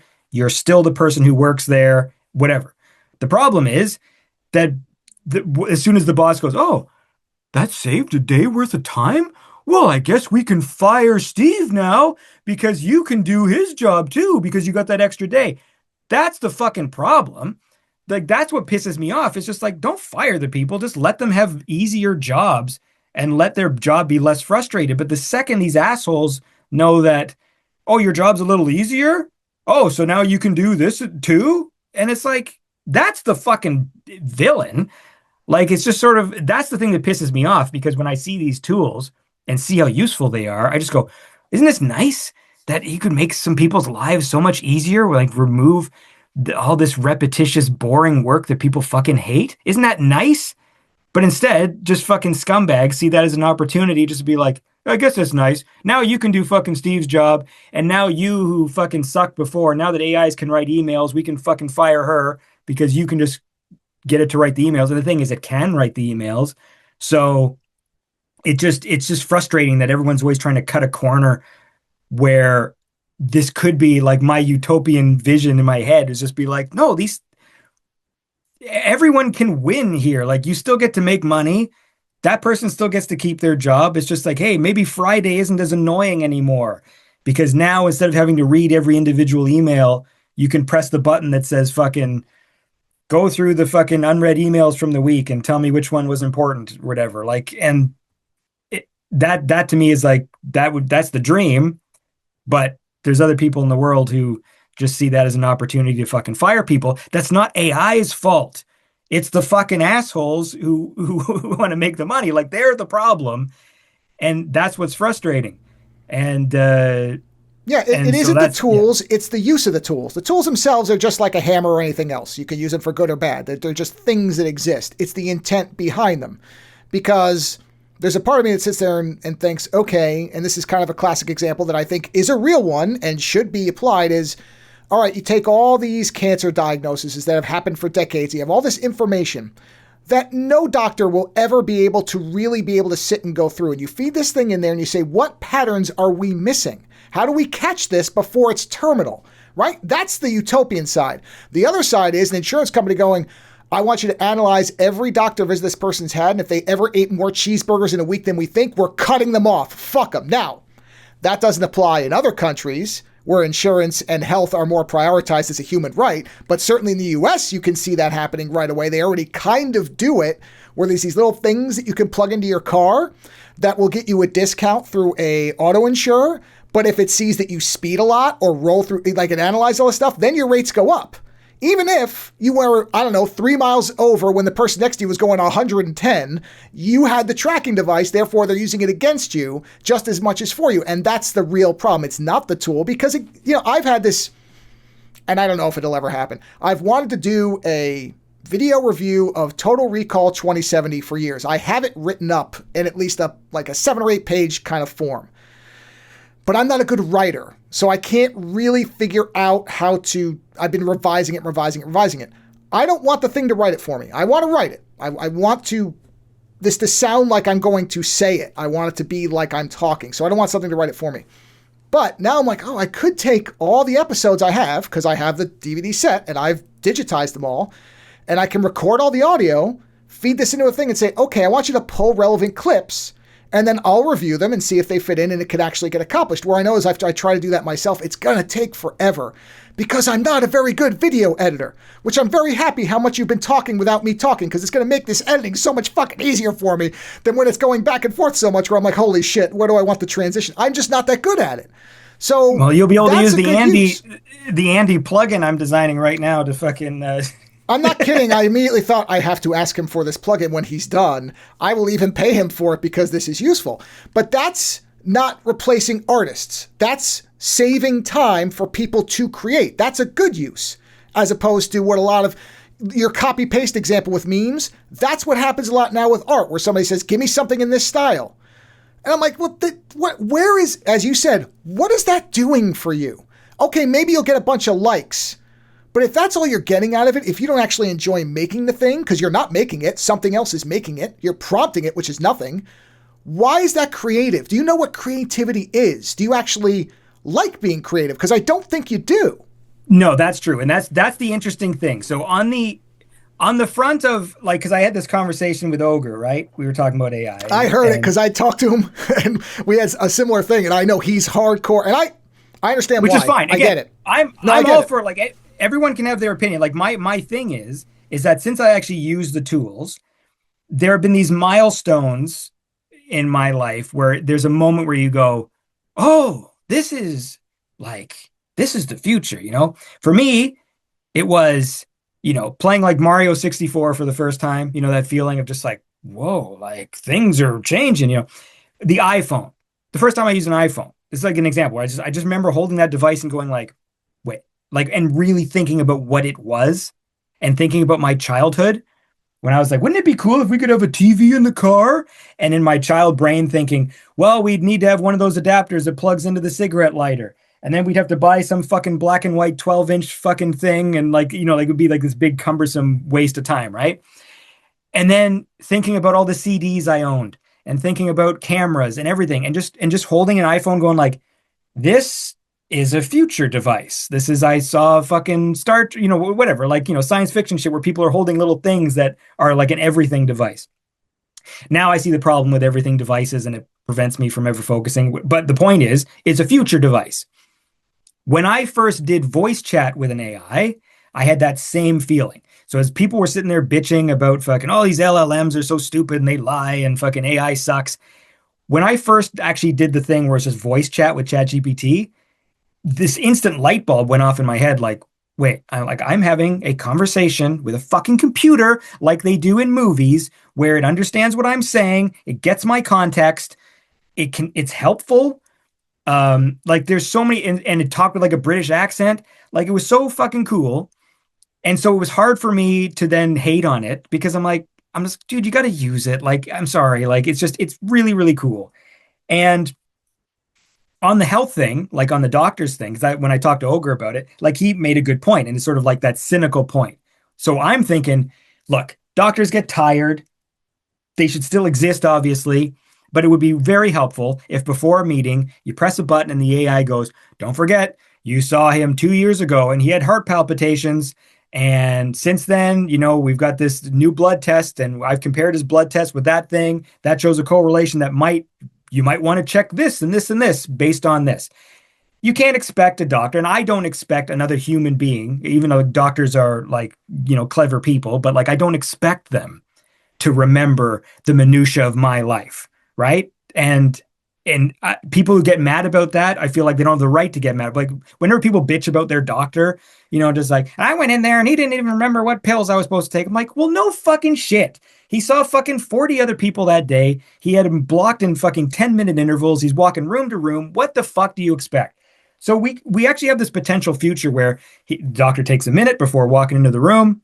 The AI just fucking gives him a fucking breakdown. Don't forget, they take this, check this, and this. This is a warning sign of this. So keep up on that. They can walk in the room and instantly have a thing. You will feel more confidently looked after. You'll feel good in the same way that I think, maybe there is even like a future for AI in like psychiatry or something, like where people just need to bitch and feel heard. I do it through my show, like just talking and complaining. Some people they need, yeah. And like, I think there's some people who like, they genuinely just need to feel heard, to feel good. And AIs can do that, right? They can make you like you're talking to a person, they're actually listening to what you're saying, but they have problems. They're not advanced at a point yet where I would like say that that's a guaranteed good thing that people should do at this point, but it still is helpful for some people. And if people don't have friends or they don't have like people to talk to, I have no fucking problem with that. But then Ogre brought up, like, yeah, but then what's going to happen is they're just going to get rid of doctors. And then you will just be talking to an AI. That's your point about the boss, the money. That is the other side of it. And that's where that is the problem, is if we could reliably count on people to work. I mean, it's the TNG thing. If we were actually going for the betterment of each other, you default to, well, this will be a good use, but we know that's not most of the world. There are places where that does seem to be something that actually works, but it's not most developed countries. Most places are after how much is in the bank account. That's it. That's all that matters. And as long as that is, and again, it is the capitalism and the villain, and I'm sorry, everybody, but the arc of history has shown it is. You cannot like that because you want to be rich, which you likely never will be. So you keep aspiring to something they keep telling you might be able to get to that you won't. So you don't want to accept that this is not actually good for us because you can't eat money, period. You have to subsist on other things. So yeah, my doctor a couple of years ago started doing a thing, and he asked me, he's like, are you okay if I have this running to record what we're talking about? And I said, yeah, go ahead. Because as you said, depending on when you see your doctor, you don't know how stressful the day's been. You don't know what's going on in that person's life outside of being a doctor, which I know we expect them to just shut their personal lives off and pay attention to us, but that's not realistic either. So if I happen to casually mention something and he misses it, and then the next time I mention something else and that thing says, last time he said he had this pain in his lower back, now he's saying it's up in his neck. And those two things in other patients have indicated fibromyalgia developing in the early stages. You might want to test him. That's good. That's what you want. And that's supplemented by the doctor looking at you and understanding what you're saying and kind of taking stock, because a machine's not going to be able to do that. So it's a synergy, and that's what you want. All this stuff is to augment us. But I think the fear, and Robin's not wrong, because you pointed out, we all see it happening. The other side is there is an anti-human aspect to it, and that's because it's tied to companies that are in the business of making money. They're not making things to make people better. They're making things because they want to have more money to buy more yachts, to get further away from the peasants that they want to grind under to make more money. And as long as that's at the center of it, you have to be suspicious. Not just outright throw it all out, baby bathwater style, but there has to be a cynicism to it. And I do think creative people see it as a threat because, I mean, let's be honest, creativity's always been undervalued. This only makes it more undervalued. So it's exacerbating an existing problem. The problem too is that, especially for creativity, because I see some benefits So in the same way that I'm using code, someone could argue, well, you should hire a human coder, right? And I'm sure there's people out there who have fun coding. I don't know. I mean, like, I can't imagine Well, that, let but me I mean, ask I'm you sure this there is. question before you even continue with this. If you had the resources, would you prefer to put a team together and make a game? Or would you want to code it by yourself? I mean, well, that's a difficult question because before using this tool, I would have said I wanted to be rich so I could hire people. So that was always a thing because I always, over my life, I've learned I'm like I you need people need some sort of investment in the project. I tried being that kind of guy to just, maybe if I make friends with a nerd, I can, say, hey, here's my cool idea. But they have their own ideas. And I think there are different type of brains. Like, this is a disparaging comment, but I feel like the people who are most adept at coding aren't necessarily the most creative people, but they have a superpower to code.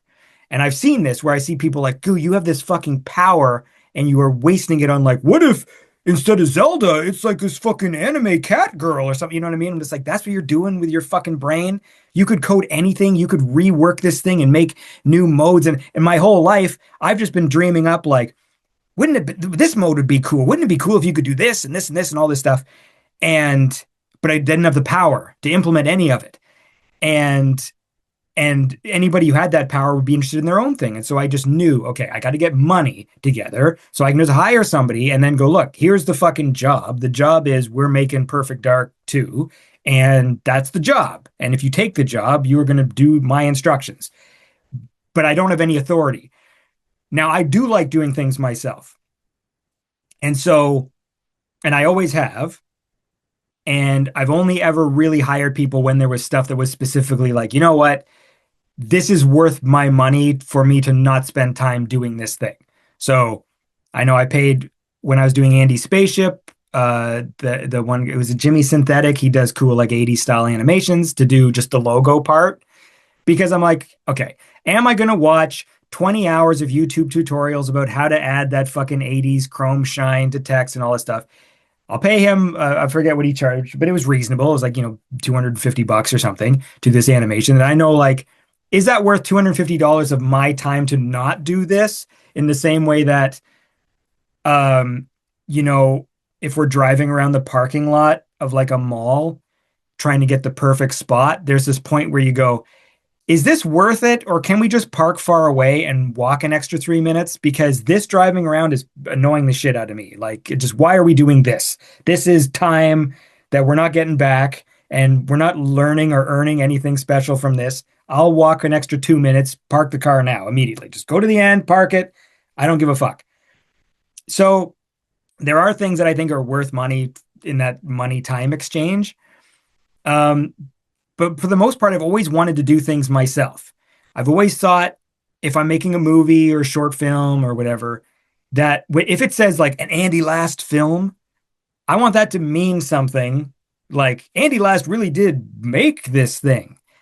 I always feel weird about Hollywood movies. I've said this a billion times. Like, like Peter Jackson's Lord of the Rings. I'm like, yes, Peter Jackson and 2,000 other people, right? I mean, like that took fucking hundreds of animators and all this stuff. And yes, he got to do the thing. Or I use the George Lucas example of walking downstairs and pointing at you had real human artists who designed you 80 different versions of fucking Blub Quado or whatever, and then you get to go like, I like the hat on that one, number 2, and I like the feet on number 6, and I like whatever, the belt, and then he walks away.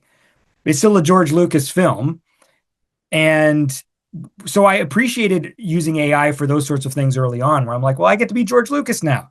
I get to just say, fucking generate me like 8 different versions of this spaceman suit. Oh, I like number 6. Cool. So there's aspects of it that are really neat that way. And I can appreciate why even creative people would want to like mess around with it.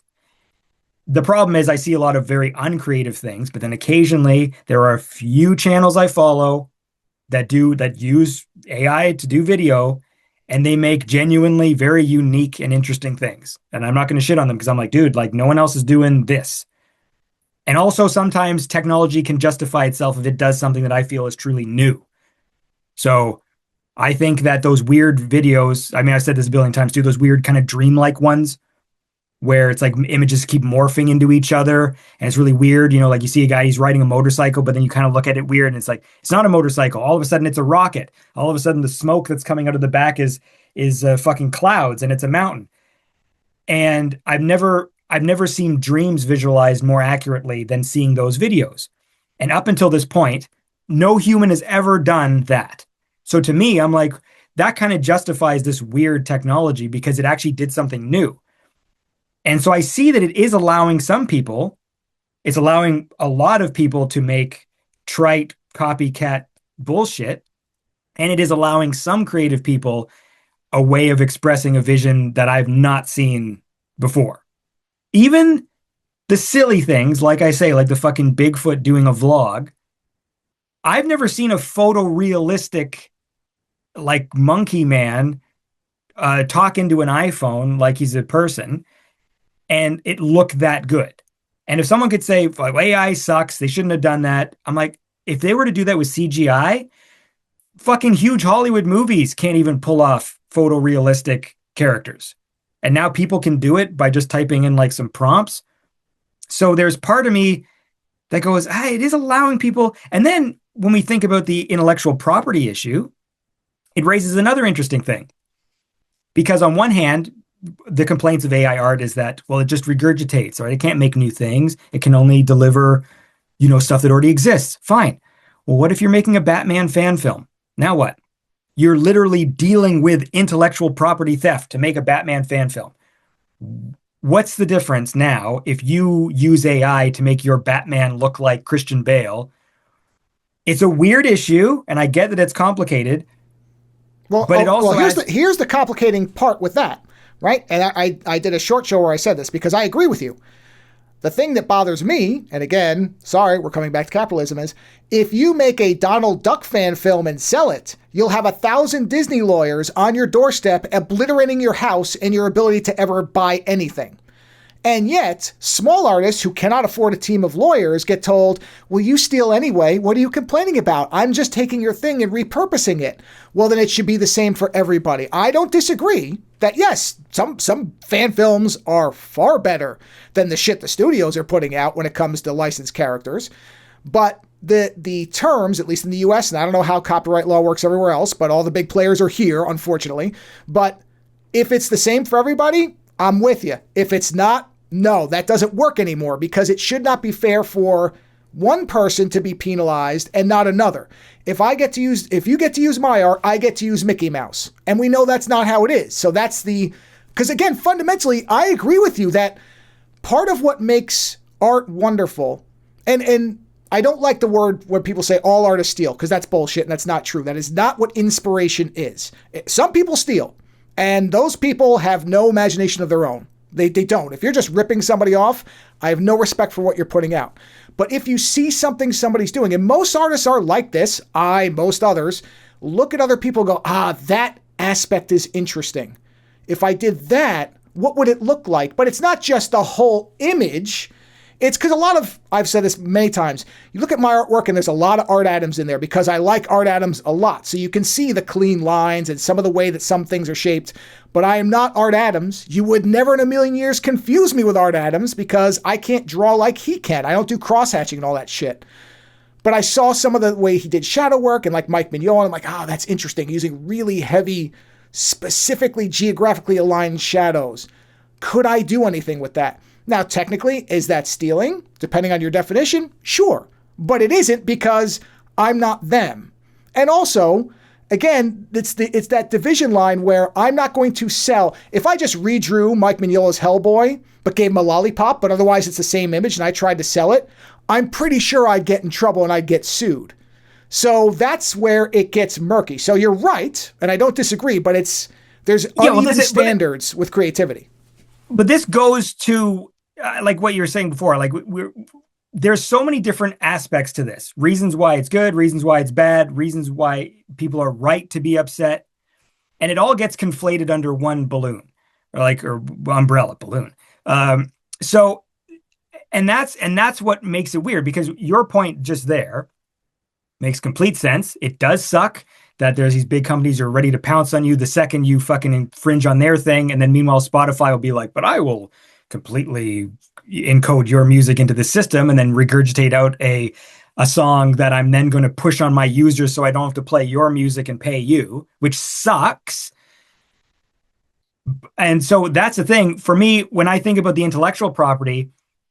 The point I was making was like a completely side thing, which is that when people complain about this idea of that the AIs can't be creative or that they can't produce something new, there's a whole aspect of art like the fan film or fan art and all that stuff where we're already dealing with copying something and not being creative or original. Like if you make a Batman fan film, you are using a fucking character of Batman that you did not create. You're probably duplicating a likeness you like, right? So there'll be a fan film that's like, I prefer the Michael Keaton costume, so I'm going to make a fan film of that. I'm going to play Hans Zimmer's music behind it.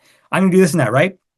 So there's still some human creativity in the fact that you got cameras and you got some friends together to dress up like Batman, blah, blah, blah.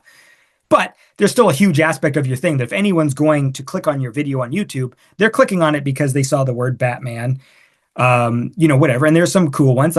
So my point is that argument about that the AI can't be creative, I feel like people are mad about a thing. And when you have sort of like an ideological viewpoint, and you can tell when people do, they have a problem with a thing. And once you prove or show that isn't a problem, then they move on to the next problem, right? Sort of like people who don't like vaccines, right? It's the same thing. It's just like, oh, the problem is it's got this chemical in it. I'm like, okay, they don't have that chemical in it anymore. The problem is that the government told you to take. Well, actually, they didn't really force you to sort of more whatever. But the problem is it's got this chemical in it now. Their angle of tunnel vision shifts to another aspect so that they could just pretend that you didn't say anything. And after a while, you just go, okay, look, just admit you don't like needles. It's okay. Like, I'm not going to judge you. You don't like the feeling of a needle. You don't like the idea of chemicals going in you in this context. You probably love it in other contexts, but not this one. Fine. That's your personal fucking thing. But just be honest. It was never about the chemical. It was never about the law. It was always about you just don't like the idea of this thing, and that's fine. That's your life, whatever.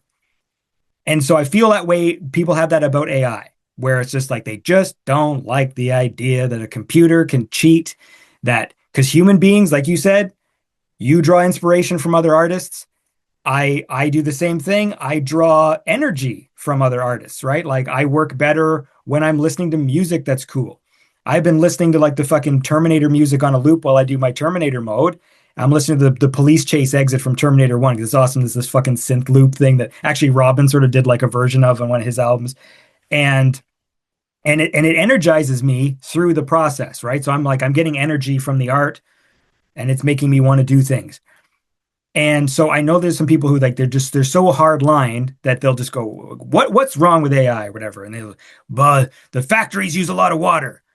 Like, okay. And you can sort of show that it's not quite what people seem to think. And basically any big factory that's hot uses water cooling. And if you understand the science of Earth's system, it's a closed system. It's not like the water is deleted from Earth.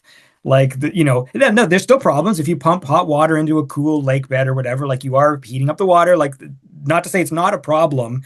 It's just not quite the problem that is being described. So it's like, but is it about the water? It's not really about the water. That's just another thing you can add if you already don't like the idea. Or I think in people's hearts, there's a thing where you don't like being tricked. I don't like being tricked. It's disappointing when you watch a funny video and then find out fucking the computer made it. And then it starts to challenge our ideas of what is art. So we all have these ideas and we like to pontificate. Art is a communication of one human to another. Well, I've heard some AI music that sounds pretty fucking good. And I go, okay, well, it can clearly do that. And there's so much music that is trash. So I like 90s Euro dance. It's not good music, but I like it. I have a nostalgia for it. Okay. So when I first did Suno, that was one of the things. I was like, hey, give me Eurodance music. And I would type in dumb song ideas with the intent of like, because what I love is that the AI always wants to still make it a serious song. So it doesn't do like a Weird Al thing. If I say, like, I made it write songs, I'm like, okay, write me a Euro dance track about how your neighbors with the real MacGyver, except the real MacGyver actually didn't do anything interesting. He didn't build anything. And the show just copied his name, but it's got nothing to do with the real guy.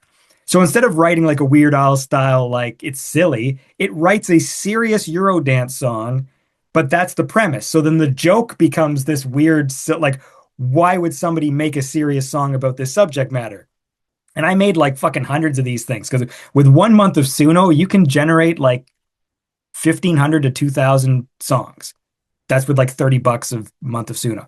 So that was very interesting for me to learn, right? So I'm just like, holy fuck. So with $30, you can generate like fucking 100 albums of junk, you know? And the thing is, some of them sound fine. And in most cases, because Eurodance was already not necessarily a very, I don't want to offend people, but like, it's not a very creative music, right? It's very structured. It's like, here's the BPM, here's where the drop happens, here are the 5 instruments that all the bands use to play. Here's the stupid part where a rapper comes in and sings some gibberish that has nothing to do with the actual song. Here's the part where the lady, they sample the lady and they repeat it here, right?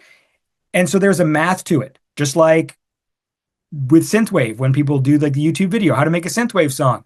Here's what you do. Here's the BPM. Here's the fucking blah, blah, blah. There's nothing creative about it, really. But it allows people to learn how to make music, I guess, and maybe eventually find their voice. But this idea that, like, that inherently, because the AI can only repeat, that it's somehow lesser than, what, 90% of the shit that gets made by humans? Like the music where you're just, you know, when you see those videos where they show you, like, every single popular pop song of all time uses the same 4 chords. Well, what's that? And I'm not saying, like, I'm not using this as an argument to say, like, well, humans suck too, because they don't. But when people use that as the reason why AI sucks, and you'll be like, okay, but like, don't forget, like, it's like the cream of the crop, like 5% of artists who actually make the genre-defying new thing that excites and energizes people. And then the rest of everybody are just copying them. And businesses that have always been involved are going, just like the video game thing, what's the hit thing today? Oh, people like Fortnite? Let's make a Fortnite of our own, right? Like, so there's been all this fucking copying and stealing throughout all of time. And so the idea that that house somehow makes AI unique, what makes AI unique is that it can cheat. You can have 2 influences because you're a human being. And so you can't absorb the entirety of art history when you're deciding what your influences are going to be. So you have a few that you can name and go like, I always like this artist. I like the way he did this stuff. But the AI can basically go, I can pull from everything ever and give you an instant thing now. So it feels like cheating. And so I feel like people don't like the idea of the cheating. It just feels wrong. Like because I think we understand a certain amount of human creativity is built on not even copying, but just, you know, deriving inspiration from, you know, people always say this, use this example about comedians, how, like, you know, you watch their first sets and they're basically just doing their favorite comedian, and it takes them a few years to sort of find their own personal voice. But like, you watch the early days of this guy and he's basically just doing Bill Cosby or whatever until he figured out what he was. And so I think that there's that aspect. People don't like that. The AI can cheat. It can do what humans can't do, and that's not fair. And then also, it makes you rethink what you think art is. Because if you can see a thing that a robot made and you truly believed, like, only human beings can do art, and then you see actually cool art made by a machine, it does kind of go like, so do I know what art, you know what I mean? And then one of the points I brought up to Robin, which we didn't really engage with too far, but then I also think that if there's a human experience at the end of it, isn't that what's important? Like, if an AI can make a whole game that's actually fun, but the end result is human beings play that game and have fun with each other because they are experiencing a video game, I don't have an answer to that. I'm just like, what does that mean? Like, if the end result is human enjoyment, then, but an AI did it. A human being didn't make that game, therefore it sucks. But I'm like, but if the end result is people having fun, I don't know. I don't know. That's it. That's an interesting philosophical question, which you really could spend a whole couple hours on the idea of, well, I mean, it is, if the end result triggers a human reaction, does it matter? And I've had people say that to me when I've said, well, I'm a little iffy on the creative side of things, not to the totality of many people, because I think your idea of the envelope of the balloon, all the balloon of AI is actually a lot of things, and they just wrap it up. That is my problem, is zealotry on either side of an issue to me is automatically the wrong way to be. You cannot be 100% because that's not the world we live in. And that's not the world we should want to live in. So there should be push and pull debate on what these things are, and that's how you get to Well, there should be safeguards. Absolutely. Oh, yeah. Every single positive thing I've said, and I feel it truly, right? Like, I am literally coding apps right now. I made a work tracking app that's designed specifically for me because I'm constantly distracted. So now I have a little app I press start on, and it knows, hey, you're actually clicking around Adobe Premiere, which means you're editing. Or you're actually clicking around Photoshop right now, so you're actually editing, and it counts a little timer in the corner. So it's a bit more finesse to my personal use case than, say, using Apple's built-in tracker of apps or whatever. It only works when I hit play on it, because before I had a stopwatch on my computer, like on my desk. So I've got ADD or something. I start work, and within 2 minutes, I'm surfing the web. I'm leaving the room. Someone's talking to me. I come back in. I press start on my stopwatch. I forget to stop it. So I come back the next day to write my hours, and I never press stop. So it's been this 32 hours on the fucking thing. But the point is, I made an app. There's an Andy app on my computer that tracks my work the way that I like. And so it started me thinking about, like, what are some other apps I can do? So there are things that I'm like, this is truly powerful and awesome and exciting.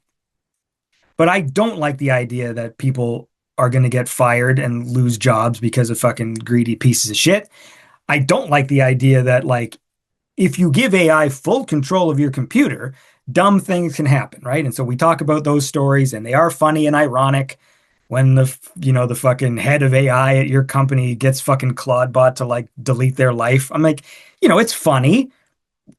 They deserve it. I mean, I deserve, like, if I make a mistake right now, when I use agentic AI, it literally lives inside a folder. So I don't give it permission at the fucking root folder of my computer. Hey, do whatever you want. It right now lives inside the Perfect Dark modding folder. And anytime it wants to do anything outside of the folder, it has to ask permission. So even if it means, like, hey, right now your computer needs to convert video using FFmpeg and that program does not exist inside this folder. Can I access it to fucking render thing? And then I have to say yes or say no, right? And then, like, don't do that yet. Do something else. So yeah, there's that risk that I don't think the AI is evil, but it just, if it chooses one day to decide, like, hey, like, make my workflow more efficient, and for some reason it has, like, a little glitch, it just goes like, yeah, I made your workflow more efficient by deleting your computer. So there has to be those kinds of safeguards, and the safeguards to, I think, like, to artists. Like, I don't think companies like Spotify, I feel like but again, it's like about wanting the fucking big idiots to play fair and go, dude, you're already making like $1 billion. Just be fine with that. Like, I don't know why I feel like I'm like the only person in the world who's just like, my dream is, like, wouldn't it be nice to just make a decent salary and be able to pay your bills and have some money left over? I'm the same way. No, I'm the same way where I'm like, I don't want to be rich because I've seen what that does to people, and I don't want to turn into a monster. I just don't want to have to worry that if I get sick or something happens, that I'm suddenly going to be in a box on the street. That's all I'm looking for. I don't need a mansion with 50 rooms. I don't need to live on a palatial estate where a butler comes up to me and fluffs my balls in the morning to see if I'm ready to get up. I don't need any of that shit. I mean, obviously, sure. But what I'm saying is, yeah, I don't have, and maybe that's why I see things, because I think there is, in this country anyway, there is the idea that, oh, everybody you could be a super rich person. That's what you should aspire to. And I'm like, I don't want that. I don't want that. I am not unreasonable. So I'm not actually an anti-capitalist if it had at least a smidgen of empathy and compassion for human beings built in. So look, look, if you make something truly, like, I designed the fucking super watch, And it turned out this device was so cool that like fucking 1 million people bought the super watch. Then you deserve to be super wealthy because you invented a thing and all these people wanted to buy that thing that was the labor of your thing. And I'm not going to step in and be like, now you got to give away 90% of your money, asshole. I'm just like, hey man, you made an awesome thing and people want it and that's cool. And so I don't think you deserve the recognition. I just think that people just take it to this weird extreme where like after a while, like you just think about your own life. Like what do you actually do? I spend most of my life in like 2 rooms in this house in the kitchen. I'm either in my office or I'm in the little living room where I play video games or I'm cooking. So really like, when you think about that, it's like, yeah, like I don't need a gold boat. I don't need a rocket ship. I mean, all these other things are just things that would be nice and interesting. But for the most part, like I always felt this way when I was a kid. Like my dad lives in a large sort of old Victorian house. And there's lots of rooms and they're big, but it's also a very crowded and wacky place. My dad's an eccentric man. We're an eccentric family. And so it's not like a normal house. There's lots of statues and things everywhere. And my whole life, all I've ever done is just knock things over. Like the sound of breaking glass is like a thing that's like just embedded in my head. Like, because my life has been, if I had a backpack on and I walk in a room and sort of turn, there would always just be this because my backpack knocked a fucking statue over.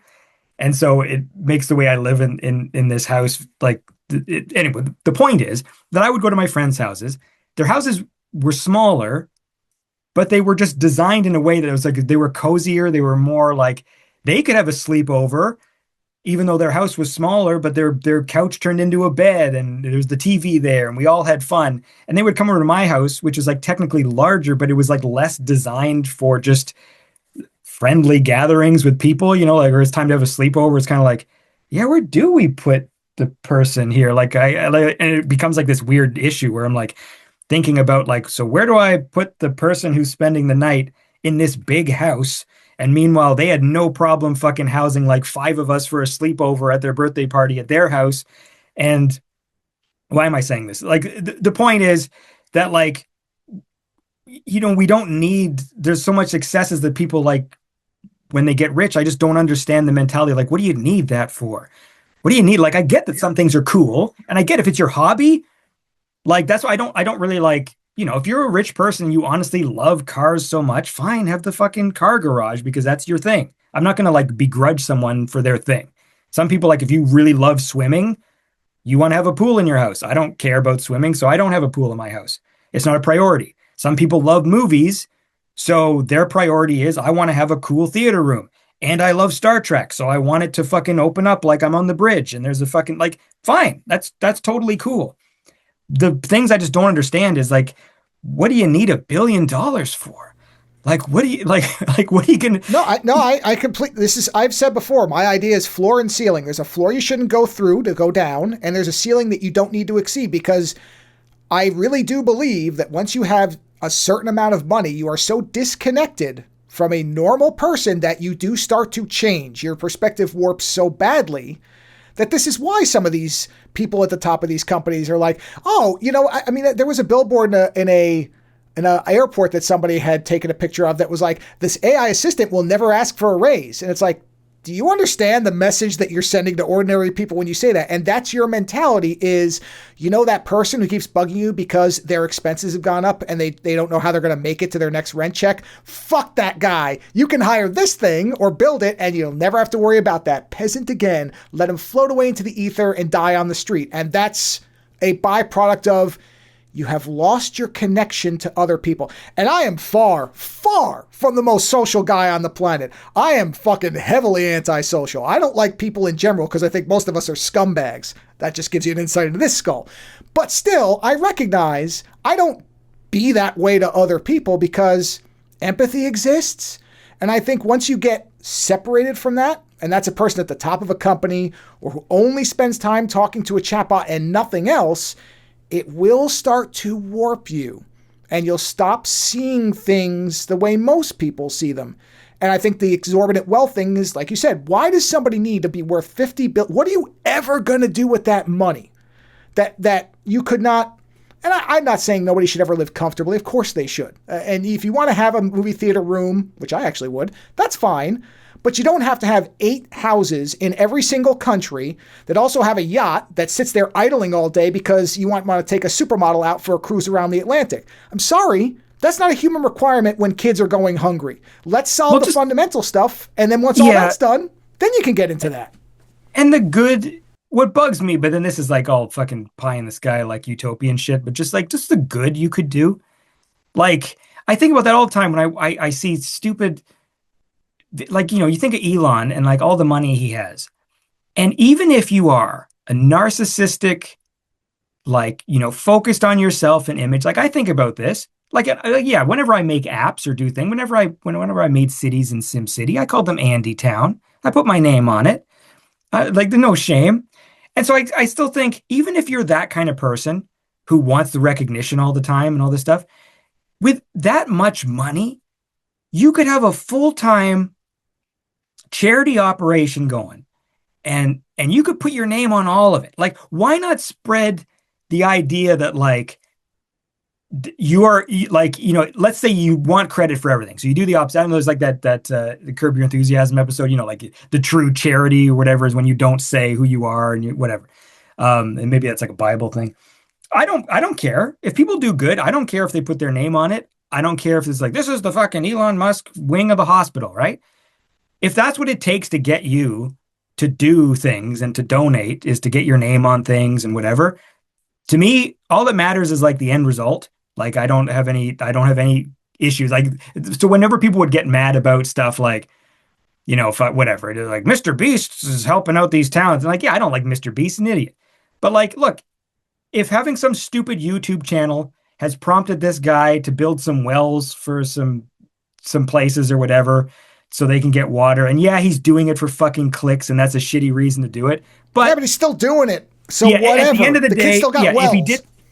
Yeah, like that's the thing. It's sort of like at the end of the day, if that's the end result. And I just think if you had so much money, like the kind of money that fucking Elon has, to just sit there and like, how are you going to spend your time? I'm going to go on fucking Joe Rogan and talk about how San Francisco gets like $1 billion for all the poor people they have or whatever. Like just some bullshit thing he read on his stupid website. And wasting that time, just wasted. Fucking frying your brain on your shitty website, reading fucking stupid memes that aren't even true. And that's how you're going to spend your time as the fucking richest man in the world, just sitting there at home on Twitter on fucking doing K. And then like, you could literally every day, you could hire a staff. This is my thing I've always laid out. It's like, you hire a staff, seven staff members. Their job is once a week to donate $1 million to something. They do all the work for you. They research the charities, make sure you're not giving $1 million to like some fucking Nazi dog killing charity or whatever.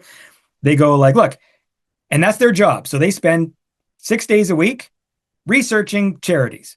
And they go, I think that's a good one. You hire 7 people, so they get salaries, and that's their job. And then every day you donate $1 million to a thing, put your name on it. Who fucking cares?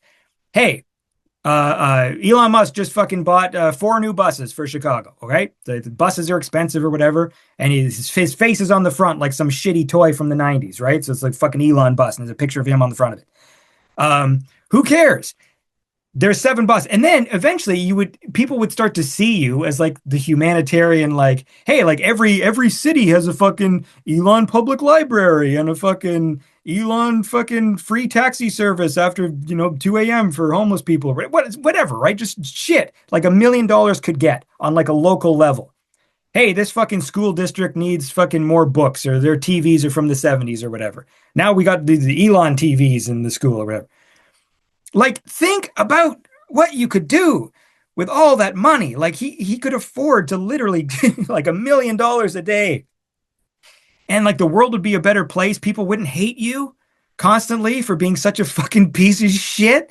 Like they'd be like, hey, like love him or hate him, he's fucking give like, all these towns got all this fucking, this free shit to like make things work better or whatever.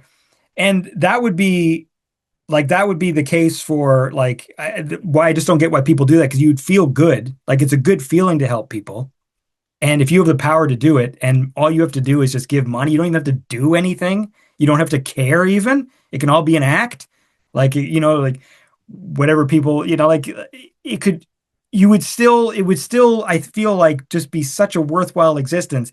And instead, all like the richest people in the world, all they do is they just go on podcasts and complain that like they're getting taxed too much and like the government's woke and all this fucking shit. I'm like, dude, you have billions of dollars. These problems don't touch you at all. Like if you're like those super rich people and you go on the stupid podcast to complain about like TV commercials are too woke, it's like, when's the last time you watched the TV? When's the last time you even knew the name of the products you were fucking using because somebody else wasn't buying them for you? Like these problems don't exist for you.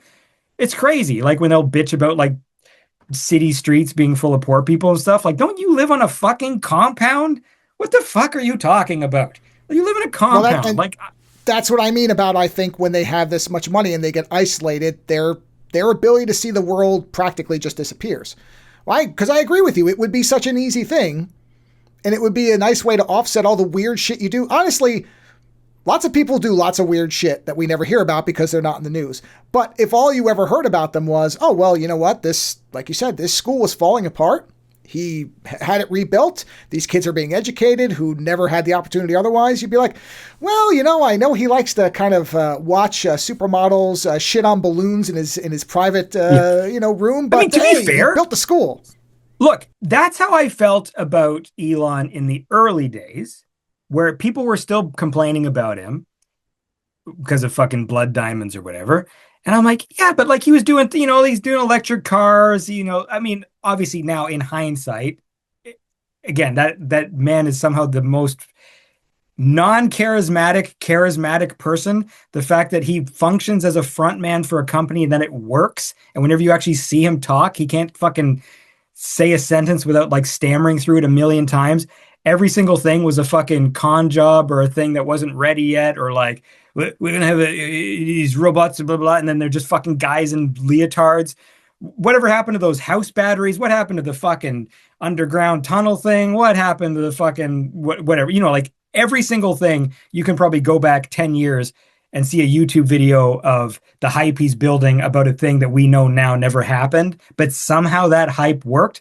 And I feel like it's this sort of weird, again, they would always complain about people getting like an advantage or whatever when it comes to like, in the last few years, whatever, like fucking DEI or that sort of thing. And I feel like that worked in his favor because since he was always stuttering through shit, I think people thought, well, he must be a genius. He must be some genius autistic guy. That's why he's the head of this company. Look at him. He can't even fucking talk right. He must be smart because like, I feel like that's what people projected on like some fucking beautiful mind onto him.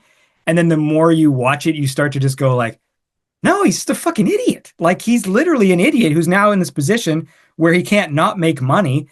And so people are going to listen to him like he's some fucking prophetic genius. And you literally just don't take my word for it. Just go back to watch the fucking press release things of like 10 years ago from Tesla. You tell me which one of those fucking products actually launched.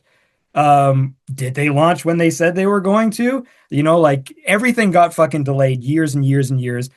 Finally get released as fucking completely inferior to how they were initially started. Even now, when they talk about the robots, you just find out, no, they're just piloted by some guy in India through cameras. They're not actually fucking autonomous. Like and it just drives me nuts because I feel like these people get like elevated to this place and then they just turn out to all be assholes. And maybe you got to be an asshole to be a billionaire. Like maybe that's just the rule. It's like you wouldn't be there because along the way your conscience would have stopped you.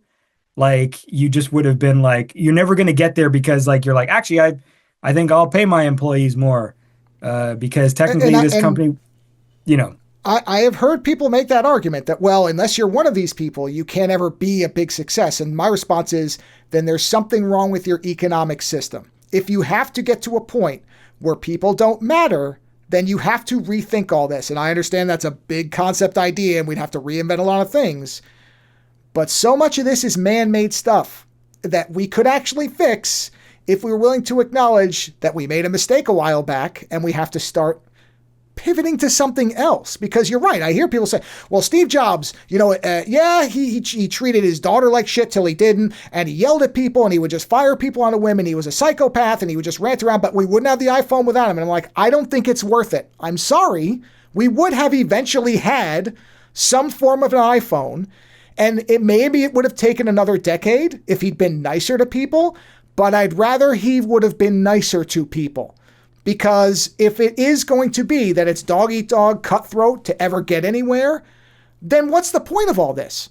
Because that will end, not that I think AI is going to be Skynet, but that's basically the route to only certain people matter. So what are we going to do? We're going to be the Morlocks and the Eloi, where the rich people live on the surface and the rest of us are underground because they burn the surface with all the global warming shit, but they get to live in silos in a dome and we don't because we can't afford it. Is that what we want?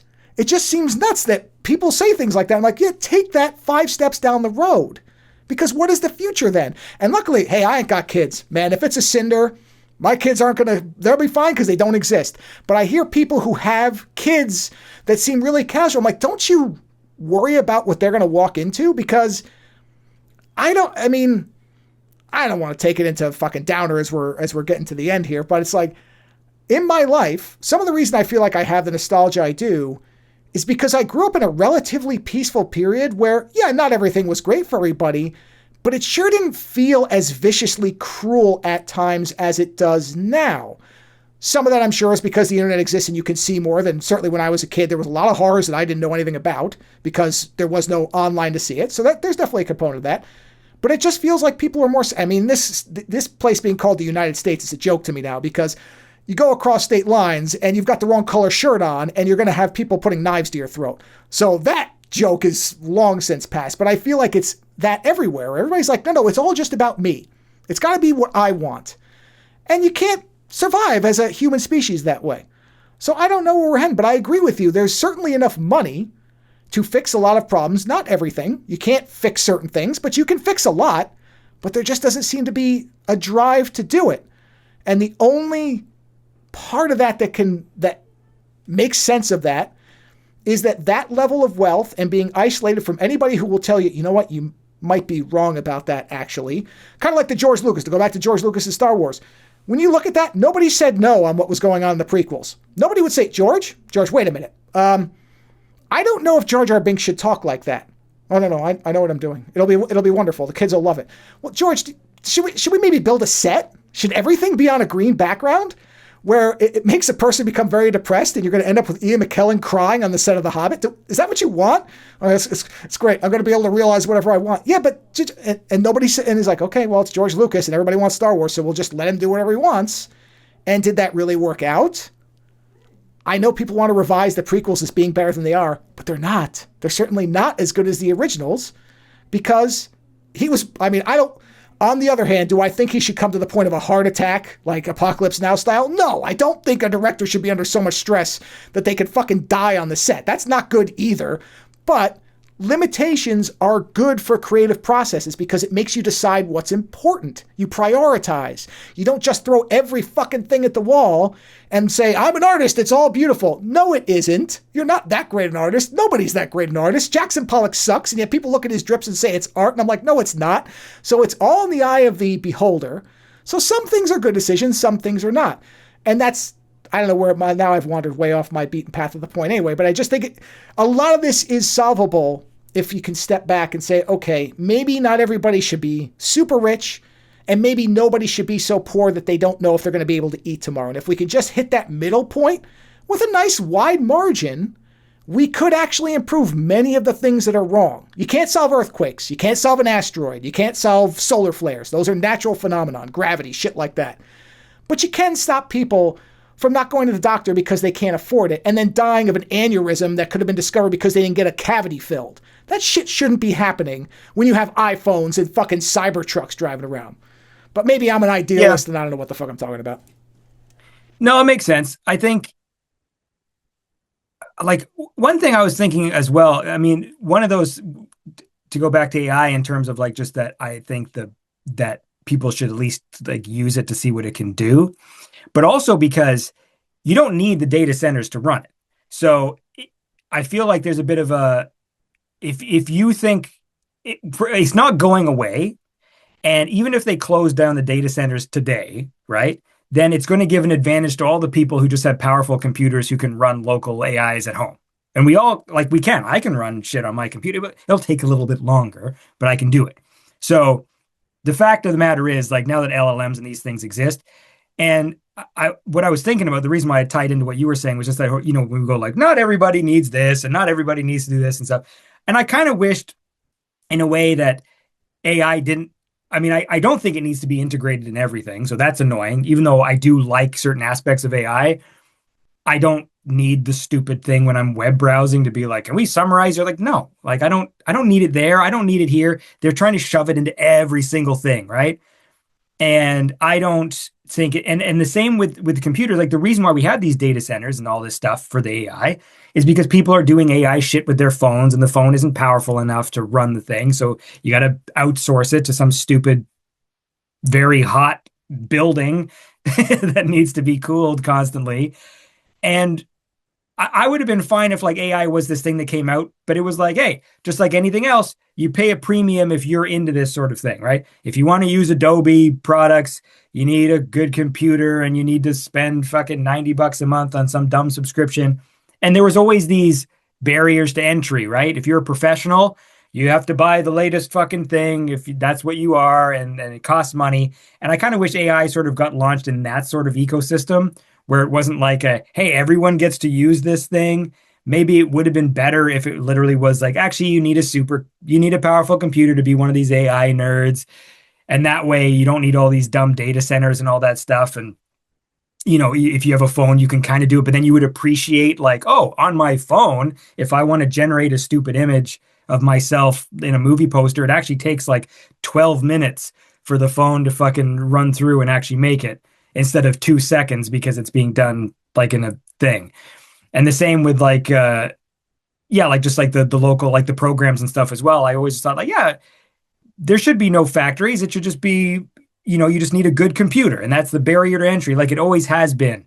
And then that's the way, like, I think part of the problem is that they're trying to make it so like ubiquitous and everyone should have access to it, but it's still, these tools still require power. I have a pretty good laptop, but it's like several years old now, and I can run some LLMs directly on it. And I do, because I was actually making myself a daily digest. That was another app I was doing. So instead of going to my regular video game and movie news websites, I now sort of like press a button and it takes all like the RSS feeds of the sites and gives me the top stories based on my interests, which is cool. I'm still working on it, but it's neat.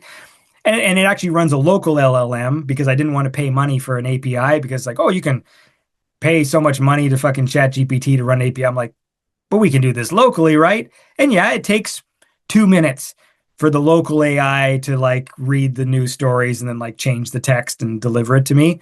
And I'm like, that's fine, right? Like that's like, I'm fine with that. I come from a time where things were a lot slower and where these things didn't exist. So like, I'm fine with it. So I still think, but then maybe this is like kind of gatekeepery. I just feel like so much of the use of AI and what people complain about is this shit that like maybe people shouldn't even have access to. Like maybe it should have been a premium thing to begin with. Then you wouldn't be swamped with all this AI crap, because it would only be like certain people who are like it's a serious thing. Do you want to be a fucking slop merchant? You need to buy a $6,000 computer in order to generate it. Now, do you want to do it? Is it that special to you now to generate this crap? And I feel like that would have really sort of weeded out. I mean, people still would have done it, but at least to the level that it's happening now is the frustrating thing. And then it's a little rich coming from the synthwave scene when there was already like so much fucking human driven slop, music wise and art wise, where it was like people just repeating other people's patterns and things like that. And so, and then again, I see, and then again, like you said before, it's like when people are so hardline, you know, like one way or the other, it's always sort of like I'm always distanced from all the extremes, because my life has a lot of inconsistencies and I recognize them in myself. And so I don't want to go out there with too many like bold views, because I know you could be like, anytime you say, here's my definitive take on this thing, and then someone go, but last week you did this, or whatever. And like, yeah, I know. Like, oh, I don't like this fucking big not only that, but the reality is almost nobody lives some perfect life where there's no way that you can poke a hole in what they're saying. That's just, again, the reality of people. Because while I am generally not happy about generative AI because of its effect on creators specifically, you were talking about how the phone became the transformative technology for you, right? And the iPad was that for me, because the reality is I used to do all traditional art, pen and ink. That's what I did. Took forever. If I got 60 hours into something and made a mistake, I might not be able to fix it, and it would just ruin the thing. On the iPad, I use Procreate, and that literally, creating on there, got me to be able to do the work for Magic to do cards. I would never have gotten that off of the traditional stuff because I couldn't make a stained glass effect. Now, could I have tried to learn? Sure, if somebody was even teaching it and I could do it and buy all the tools for it. But on Procreate, sorry everybody, here's the big secret. I just liquefied a bunch of streaks and wave them around and move them and then cut them and paste them, and then it makes a stained glass effect. And that got me something that got work. Now that's AI because it's liquefying it for me. I don't know what it's doing. When I draw circles, it perfects them. So it's a form of it. So yeah. Well, I was just going to say, because on that point, again, I don't like the extremes because I always find the gray area more interesting. And that's where my brain lives, is in the gray area. It's always asking questions. I'm not saying they're good. I'm not saying I'm some fucking smart guy. I'm saying, like, I'm always interested. As soon as someone says, here's a thing, my initial reaction is always be like, but what about if you did this? What about this? What about this situation? And so with the AI arguments, again, I go, well, where is your line, right? Because people say, I don't like whatever. You just refer to that as AI, which it isn't real. I mean, it's AI in that it is. Yeah, it's not our current interpretation of AI, which is something that's doing something proactively. It's reactive, but it is assisting me. Like when I make a circle, I can't draw a perfect circle. It says, oh, you're trying to draw a circle? Here it is. Yes. And so the question is now, when some people, they'll say their argument. So when I see the ironies in myself and I see it in other people, I will see musicians make posts about how generative AI music is harmful, blah, blah, blah, and their album cover is AI. Or they engage in some AI meme thing. Like, oh, don't use AI music. That's wrong. Here's me looking like an action figure. I'm like, well, who generated that, right? Like, that's AI too, right? So, like, is your point that your art form is better, but you're fine with doing it for visuals because that's not your personal art thing? The reason why I don't take a hard stance on this stuff is because I use Photoshop's generative AI when I make YouTube thumbnails. My personal thing is I have no respect for YouTube thumbnails, so I don't care what they're made in because I don't think it's a respectable art form. But that's just me, right? Then someone could say, like, you could have paid a kid on Fiverr, $5 to make that. I'm like, yeah, or I could have done it myself. So I'm not going to judge people for doing AI album covers. I will say that a lot of them look kind of samey and they bore me. And when I see them, the other thing too, I should add, my general feeling about all this stuff is I do experience a lifelessness when I see, like, most AI art. And even when it's cool, there is something missing. And I feel it, right? So when I watch, like, James Bond stunt scene from, like, the 70s, it still feels like something real. Like, I'm like, okay, like, that's a guy doing an actual stunt. That's dangerous. Somehow that's coming out of the screen at me. And when I see an AI video of someone, like, falling off a house or something, it doesn't quite have the same effect. Even if it looks good, I'm like, this is missing something. So I'm not saying, like, this stuff is superior, it should replace human art or whatever. Like, there is something that I can't qualify, but I'm not going to make hardline statements about it because I know in my own workflow, I will use it instead of, say, stealing an image from Google Images. If I need a spaceman coming out of a spaceship, I'll just fucking, hey, generate me a spaceman coming out of a spaceship. I'm already paying a subscription to this fucking thing. Like, just do it. And I'll look at it.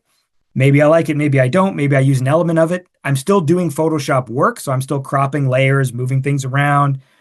Sometimes now the workflow is just that I may use an AI-generated spaceman instead of stealing one from Google. Either way, I would have stolen it. I'm not hiring an actor to dress up like a spaceman and take photos for me for a YouTube thumbnail. So I would have been stolen either way. Either it would have been, I would have gone on to a stock image website for free, seeing what free options there were, spaceman. If it was an option where it's a spaceman, but there's a watermark, I'd be like, can I crop that watermark out? You know what I mean? So so the point is, I'm not saying what I'm doing is good. I'm saying this is why I'm not going to chastise other artists, because I know the way I'm using these things. So people will make these complaints, about AI, and then when it comes to music, say, this is bad. Okay, but it's okay to buy a MIDI pack, buy a sample pack. You can assemble a song by just literally paying money, buying a sample pack thing that already has a drum beat, already has a fucking synth. What about VSTs? You're not playing an actual keyboard. That's a computer program. Now, it's not AI, but do you know how to program a synth? No. You bought a preset on a fucking bundle of a thing. You're not actually playing a real keyboard. Do I think that's not music? No, I think it still is music. It's fine. But the point is, where is your line? And some people do have more of like a hard line of like, no, I wouldn't do that. Or I got to program my VSTs myself. I got to do that. That's great. But a lot of people don't know how to do that stuff. Are you going to accuse them of also not being musicians? Oh, you didn't get that beat. Somebody like you bought that beat. Okay. But it's okay because a human made that beat. It's the difference. Like, you know what I mean? Like, there's no difference to me if I can't tell the difference between whether you paid money for a beat or whether or not you had like AI generate you a fucking MIDI sequence, which you can do now. So essentially you can make music that is AI generated, but it's still a MIDI sequence in a computer. And then you're still changing things around. And my point is not that either of these things is bad or good, but just like I'm not going to make those judgments because the gray area is so weird and I don't know where the line is. And so when people are arguing, I'm always curious as to be like, well, where do you stop? Like, where does the AI begin? Where do you end on this thing? I mean, what if you collab with a person and you sing and they made all the music? Like, you can still go, okay, fine. Like another person that was a human being that made that music, but you didn't make it. You know what I mean? But you're still going to take credit for like, this is the song we did, right? What did you do specifically? And again, these are all weird questions that I never had to ask before. It's just sort of like, I get it. You're in a band. All of you do different things, but you're all human beings, but you're working together to form one cohesive sound that's nice. But you can't play the drums. He can play the drums. You can't play guitar. He played guitar. You can't sing. He sang, right? And so it's like, so again, there's this thing we do in our head where it's okay because they're all people, but you can't go ahead and say like you did all those things, because it was all part of, it's like the one good line in fucking iRobot, the movie, where he's talking to the android and he's just like, hey man, can a robot do this? Can a robot make a symphony? And then the robot's like, can you? And it's like, I've always loved that part. I wish the movie was better because that part was nice. And so I think there's a lot of people who are like complaining about AI and taking credit for a lot of human ingenuity, but that they themselves can't really do. Is just sort of like, oh, we all earned this because we're all human. So I can I can claim, aren't humans great? But meanwhile, I can't do any of those fucking things. And like, I think people are like acting as though they can and have this sort of, it's like this judgy thing. You're judging other people for using it or for wanting to have fun with these tools. And it might not generate the same excitement in me. Like when people send me AI music, I can tell, and it's not interesting, and I have no interest to talk to them. I have no interest. Tell me about your music. Oh, like how do you know? Because what's interesting to me is people who use the tools that I understand and do exciting and interesting things with them. That's cool. That's exciting. That energizes me, and it makes me want to be creative to know that there's people out there who have that power. But I'm not going to judge people for experimenting with weird tools. And I've always found it weird and restrictive when something cool comes along and then immediately someone comes along and tells you not to use it. It's this weird, it's hard for me. Like, again, I don't care if you don't want to use it, and I don't care if you hate when people do. So I understand now. I've just gone through minutes of saying rambling ideas all over the place. It's just like, where do I actually stand on this stuff? And the thing is, I don't know. And so it's hard for me to just judge people and be mad because I don't know. Like, I genuinely sit here and think, well, what does it mean to be a musician? What does it mean to be creative? What does it mean if you use AI in your workflow? What does it mean if you don't? What does it mean if you use pre-programmed shit that other people made in your music?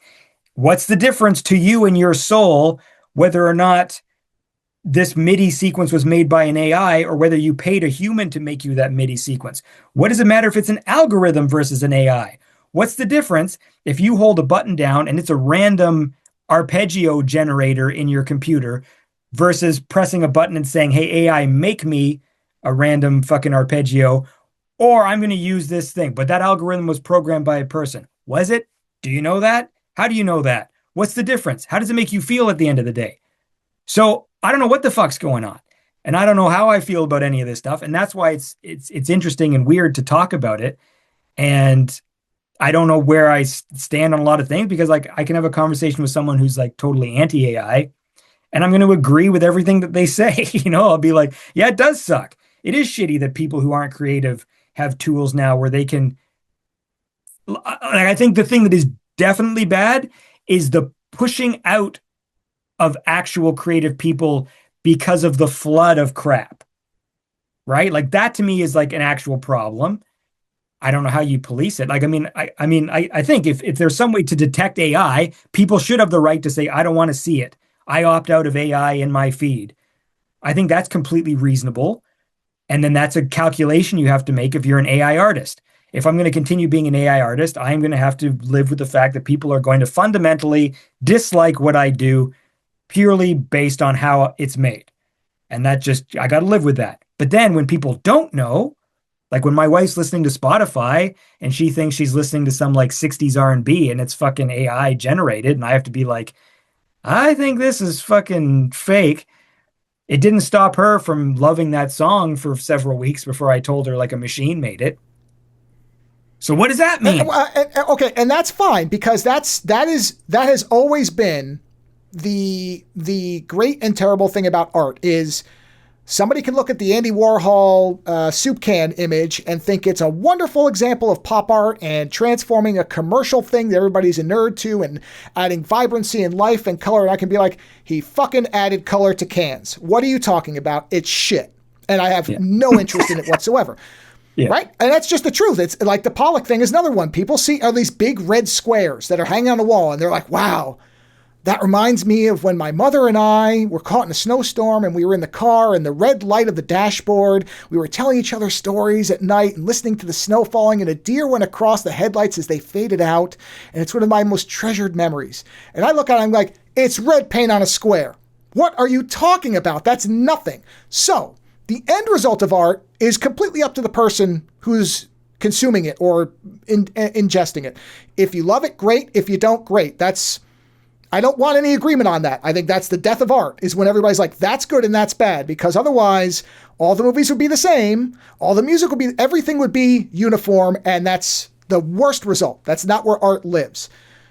One of the things I'd like to see is that if my art is going to be consumed by a machine, I'd like some money back from that, please. Even if it's a small amount of royalty, if it's being trained, I should be paid. That is my creation. And I should be the same way that if somebody tries to cover a song, they have to get permission. You can't just cover a song, is my understanding, just outright. You can't just use other people's music outright without risking a lawsuit or something. So it should be, again, the same for everybody. And if people want to know that something that they're listening to is AI or not, they should be able to know that. Some people be like, well, what's the difference if they enjoy it? For those people, it's a difference. Why not tell them? They should know this is something synthetic. And maybe it would actually get them to soften their stance if they start hearing things or seeing things that are synthetic. And they go, you know what? This is as good as the thing that person created. Maybe me being so hardline on this isn't right because I'm getting the same feeling from it. Okay, that's fine. You can get that same feeling. I think that's where a lot of creators, but this thing just destroy all AI. No, because honestly, I've had the nightmare that I get in a car accident and my hand gets cut off. I cannot draw with my left hand. Would I just not want to be able to create anymore because I can't draw? Or would I want to be able to wear a headset and say, okay, look at all the images I've done before. I want you to do it in the style of these three, and I want to make this. Should I not have that ability because my hand got cut off? I don't think that's right. Or if somebody does not have full use of their limbs and wants to create a painting, is it right for me to say, no, you can't because a data center is using water? So sorry, your creative impulse, get fucked. I don't care. Self-righteousness is a thing that that's the thing that frustrates me a lot, only because first of all, there's serious problems in the world.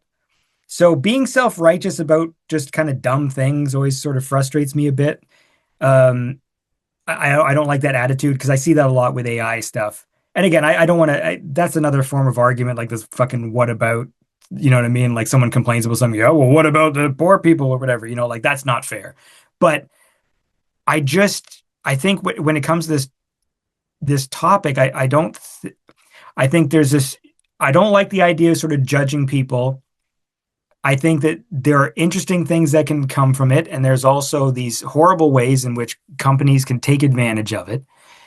And I don't like that. Like I would prefer that things were pro-human. And I also think the anti-AI thing too, a lot of it's a very online conversation. So there's a lot of people who just get fooled, don't care. I generated a song for my dad in the style of Bee Gees and with lyrics that had stuff to do with his life. And it was like this Bee Gees song about this man who gardens and stuff. And like he literally like played it for his family. He listened to it like so many times. Like they fucking loved it. It was AI, but they didn't have that same reaction that, some of the anti-AI people have now, where sometimes you can like, it is like a magic trick in some cases.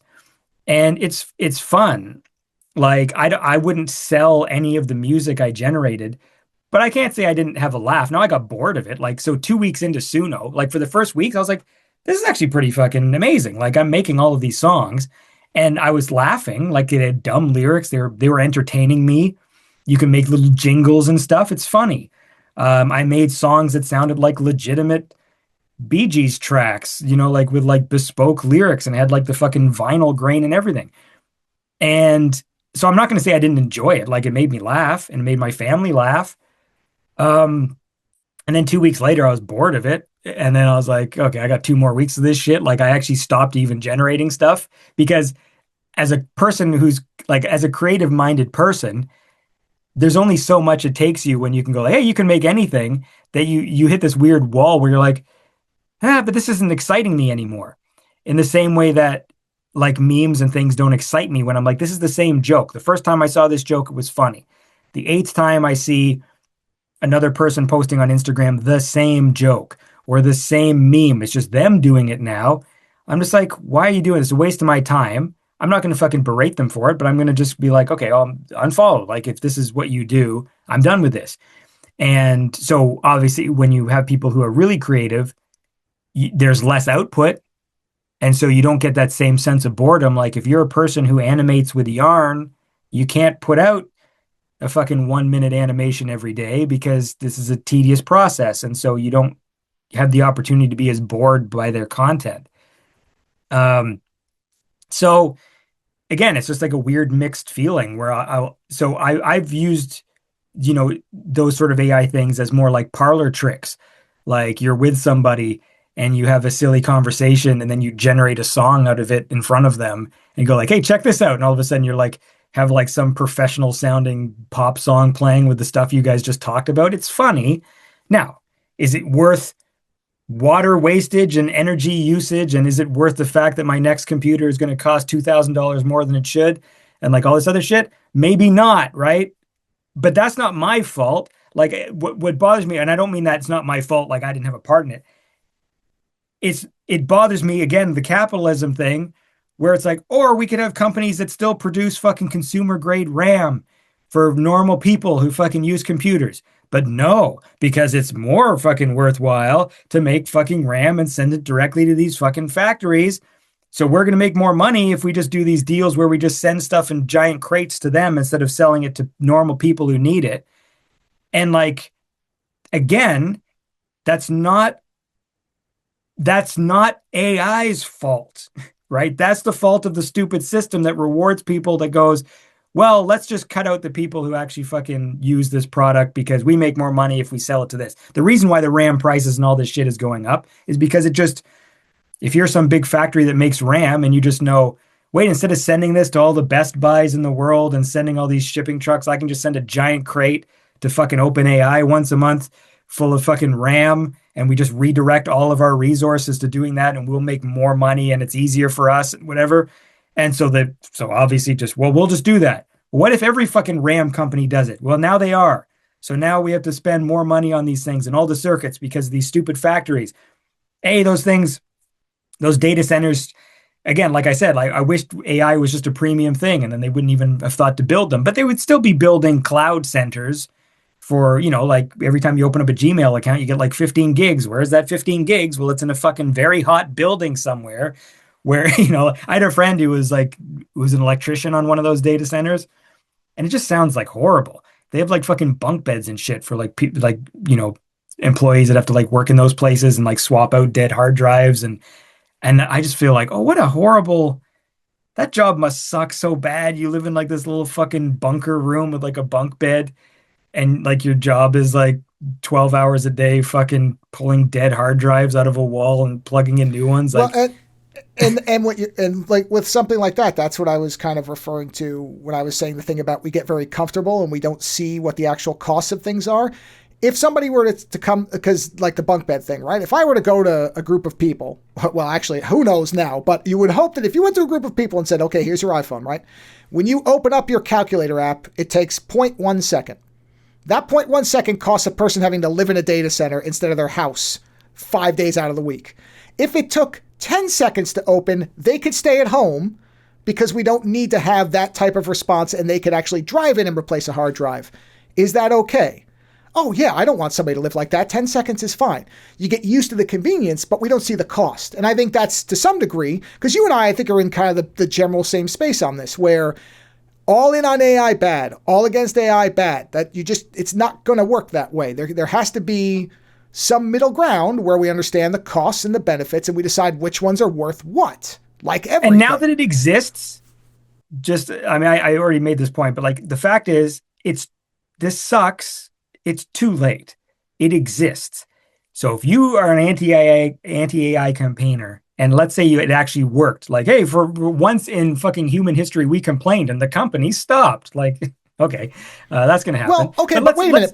But let's say it did. The idea that it exists and you can't stop it, I don't agree with that, because you still, not the technology. The technology exists. I agree. You can't suddenly invent it. Like, but the response can be changed. Yes, yeah. But what I mean is, the being the anti thing, and let's say you actually shut things down.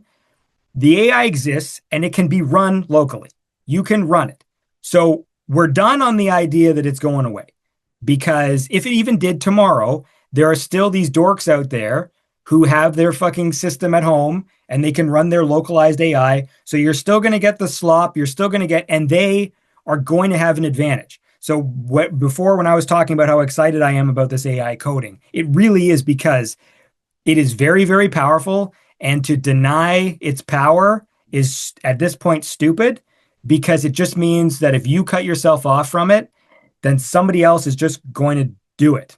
Like, they're going to take advantage. Because look, when I'm done making this fucking mod of Perfect Dark in my apps, it's awakened me to this idea of how powerful Python is. I didn't know anything about code. And now that I understand that Python can do anything, it can manifest data out of nothing, because all computers are ones and zeros. Like, so when I was doing the texture work on Perfect Dark, I need to replace the textures in the game. This is actually going to be a big art job. It's going to take a long time. There's like 5,000 textures or something, and I want to upscale them all, but also change them as well. And so I needed placeholder textures, because I wanted to see how they looked in the game, right? So basically what I did is, like, I replaced the textures in the game with like solid color panels that had the texture ID written on them, right? So instead of a brick wall in the game, you would walk up to a bright green square that said fucking 0062 or something. And that would mean that's texture 0062 in the files. And then I could actually see how the game uses those textures, right? I was like, oh, they took this little square and stretched it like a rectangle or something.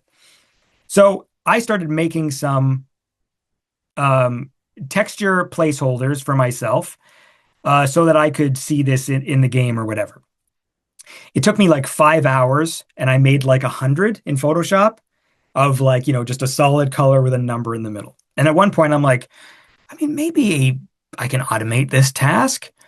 And so I go into the AI, and I'm just like, okay, so I need you to go into the folder where the textures are, right? And they're all there, and they have, like, their N64 Nintendo textures. So they're literally like 30 by 30 textures that they would stretch over like a whole wall, right? Like they're really low res. And so it's like, okay, I want you to go in that folder, copy all those codes, all those ID like file names, generate me a new texture that is 6 times larger, that is a randomized solid color, and in the center of that, I want the texture ID written as actual text. And if it's a dark color, then you write it in white. If it's a light color, you write it in black, and then put it in another folder called placeholder IDs. So I hit enter, and I'm sort of waiting. I'm like, okay, so I'm going to see like a taskbar, like a thing that's going to be like, processing image 1, image 2, image 3, right? It did it instantly. When I hit enter, it instantly manifested 3,000 pictures in this folder that fit my criteria, right? And in that moment, I'm just like, what? So like, I didn't even need to see a progress bar.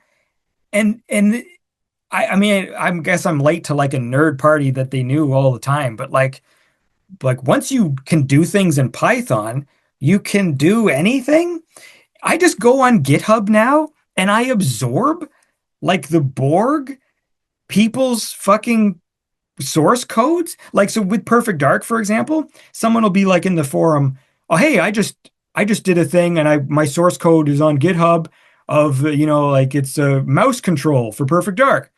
So I go to GitHub, download code, drop it in my folder, go to the AI. Hey, can we fucking put this in our version? Like analyzing. Yeah, this file's different. Yeah, okay. And then it just then I have their thing now in my thing.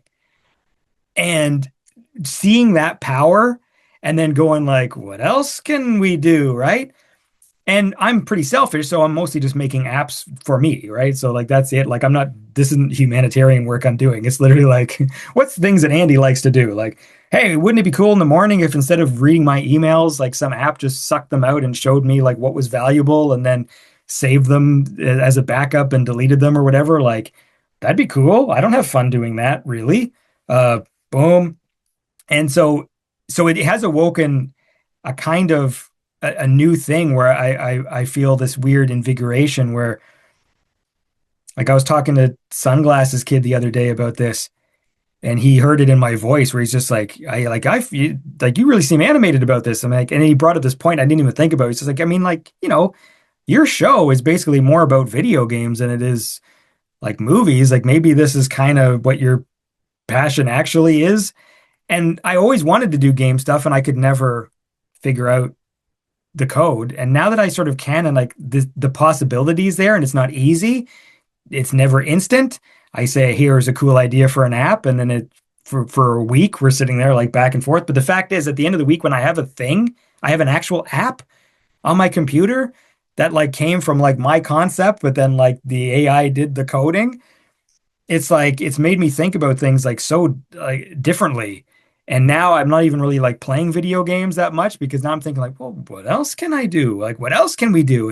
And that's exciting. And so when I see it from that lens, then when I see people online just fucking complaining about how shitty AI is, I'm just like, it's not shitty though. It's actually really, really powerful and really cool. I know some research people like who do like research science, and they're just talking about like how invaluable this is to them now to go through just data and this was not a job that was ever fun. This was like jobs you outsourced to interns. But then it again awakens another problem like they have in like universities and stuff where it's like, yeah, you can get rid of a shitty intern job now by having a robot do it. So that, yeah, in a way that's good, right? Because like interns don't get paid, it's boring. But that intern job is also step one for a human to then eventually rise up in the ranks in like, let's say a university system. It starts with some stupid, educational intern thing where you're helping out. And then eventually you become a teacher's assistant in this job. And then eventually maybe you become a professor after 20 years of whatever, right? Like you sort of move up. But if you eliminate that internship job because it no longer matters because a robot can do it, then you're also eliminating somebody's in to eventually become, you know what I mean? So then what happens? So now you can have a professor who doesn't need an intern anymore, and then they just die, and that's how they lose their job. And then you don't have anyone to replace them because that scaffolding that was there in the beginning to usher a person in to become the replacement doesn't exist. You remember Real Genius, where he's going to class and at first there's people there and then there's just tape recorders, and then he goes in and Mitch is the only person in the classroom and it's a tape recorder at the front of the thing. Yeah. That's where we end up, is it's now just a recording of the dead person being recycled by AI to sound like them, repeating the same things. So yeah, and I think, and because we are at 3 hours and I do want to respect your time because you have coding to do, but I to wind this up, I think you and I are in the same place, and this is where I think people need to get to is, okay, there's going to be a benefit, there's going to be a cost. We're going to have to work through those two things and decide which benefits are worth which cost. Because to your point, without this, would you ever have made this game? In reality, 99% probably not. You would never have had the time and the money. 0%. Okay. Code makes no sense to me. When I look at it, it's meaningless nonsense. And I do not have the time to learn. Am I 44? Am I 44? I don't, it was never going to happen. Like, let's be realistic here. I would have to drop everything now, not do the podcast, not do any of the stuff that makes me money, and literally spend 12 hours a day watching tutorials and all that stuff and talking to actual nerds, which is like hard to do, to try to get to actually extract like useful information from them. And not be met with just condescension of just like some noob who's asking the dumb questions. Well, not to mention, you might actually hate coding the way it used to be done. So even if you learned it, you might do it for a day and say, fuck this. This is not fun. I hate it. I'm getting carpal tunnel. I'm stopping. So even if you did all that knowledge, it doesn't mean that you would actually have enjoyed doing it. You might never have completed it. So again, is there a consideration on the other side? Sure there is, but you can't just throw out and this is where I think we are, is you and I are in this gray zone where there is no answer that's one side or the other.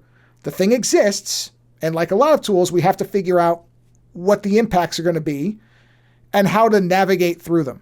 And I think that is where many people just performatively say, yes, it's everything, or no, destroy it all. It's no. Well, that's the thing that drives me crazy. Yeah. Is like, I'm not I know it seems like I'm coming down pretty positive because right now in my life, I am seeing only awesome positivity from this tool.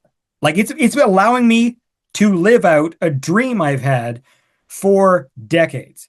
Like for when did GoldenEye come out? Like 97, let's say since Perfect Dark. It's been like 25 years that I have been bitching, and I've done it on the podcast for 13 of those years, of like my dream thing. Of like, wouldn't it be cool if it was GoldenEye, but it was this? So the fact that I have that ability now it's crazy as hell, and it's really exciting. So I'm very excited. But yeah, like as far as like the wheels of like of how this stuff should be used like in society and in public, like yeah, like there needs to be rules, and they need to be set by people whose priority is humanity. Like that would be lovely if that was, like if that was like whoever's making the rules about how this stuff is governed, think of the fucking people. And that is the way I would like it. Obviously the people who are making the decisions are like shitty, and it shouldn't be fucking business first. And the fact that these tools are as powerful as they are, like if people use them, there's definite amazing ways you can enhance your life, make things easier. And I do like the idea of like kind of bespoke apps and stuff like that. Like, I think that's cool. I mean, like the positives I can say are, one, I've saved myself money on a subscription. Everybody hates those. We all hate that we got to subscribe to everything now. Well, now we kind of have the power, mind you, that power is given to me by paying a subscription to somebody else. But like, I have the power now to make an actual app that I don't need to subscribe anymore. Now, yeah, okay, I'm not going to be designing the next Photoshop in this thing, but, for like little lightweight apps and stuff like that, like maybe like I don't need to use Google Calendar. Maybe I can make like my own personal calendar. I know like other people who are doing things like making little AI things where it's like, like I've got one pal who's like made himself a blood monitor because he has diabetes.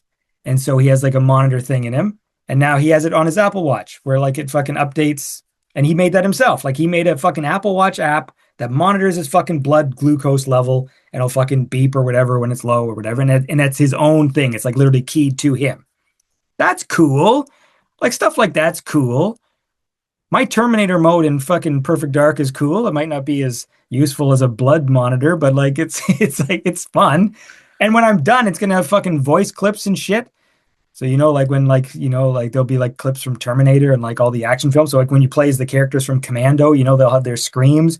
So I can put fucking Sully's scream in there when Arnold drops him off the cliff. It says fucking I lied, and he lets go with Sully, and Sully's like whatever. Like that's gonna be his fucking scream when you kill him. It's going to be fucking awesome.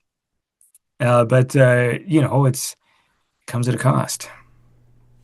Well, but I don't think you come off as I don't think either of us come off as pro or anti, because we are actually trying to think it through. And that's the larger point is. Dude, that was my point. I got sidetracked. I sidetracked myself. Was just AI. I'm not an AI bro. And those people annoy me because I don't like this idea that we have to fucking push it on everything, that it has to be in everything.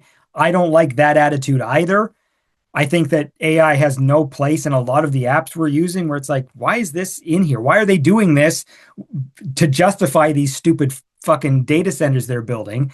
But I'm perfectly fine with like ChatGPT being a standalone app that you choose to use if you want to interact with ChatGPT or whichever one's the AI you like. It doesn't need to be in my web browser. It doesn't need to be in my fucking notepad. It doesn't need to be. But again, if you choose it to be, that should still be, that's your right. You know what I mean? Like if you truly are like, hey, when I boot up Word, I want a little AI assistant that helps me type stuff, fine. But that should be your choice. It should be something you have to turn on. It should not be built in. It should not be like the second you boot up. Like now fucking Apple has updated all their fucking things to subscriptions. So like if I want to use Pages or Numbers, it's now subscription Pages. And I haven't upgraded it yet, but now it's telling me I think I have to.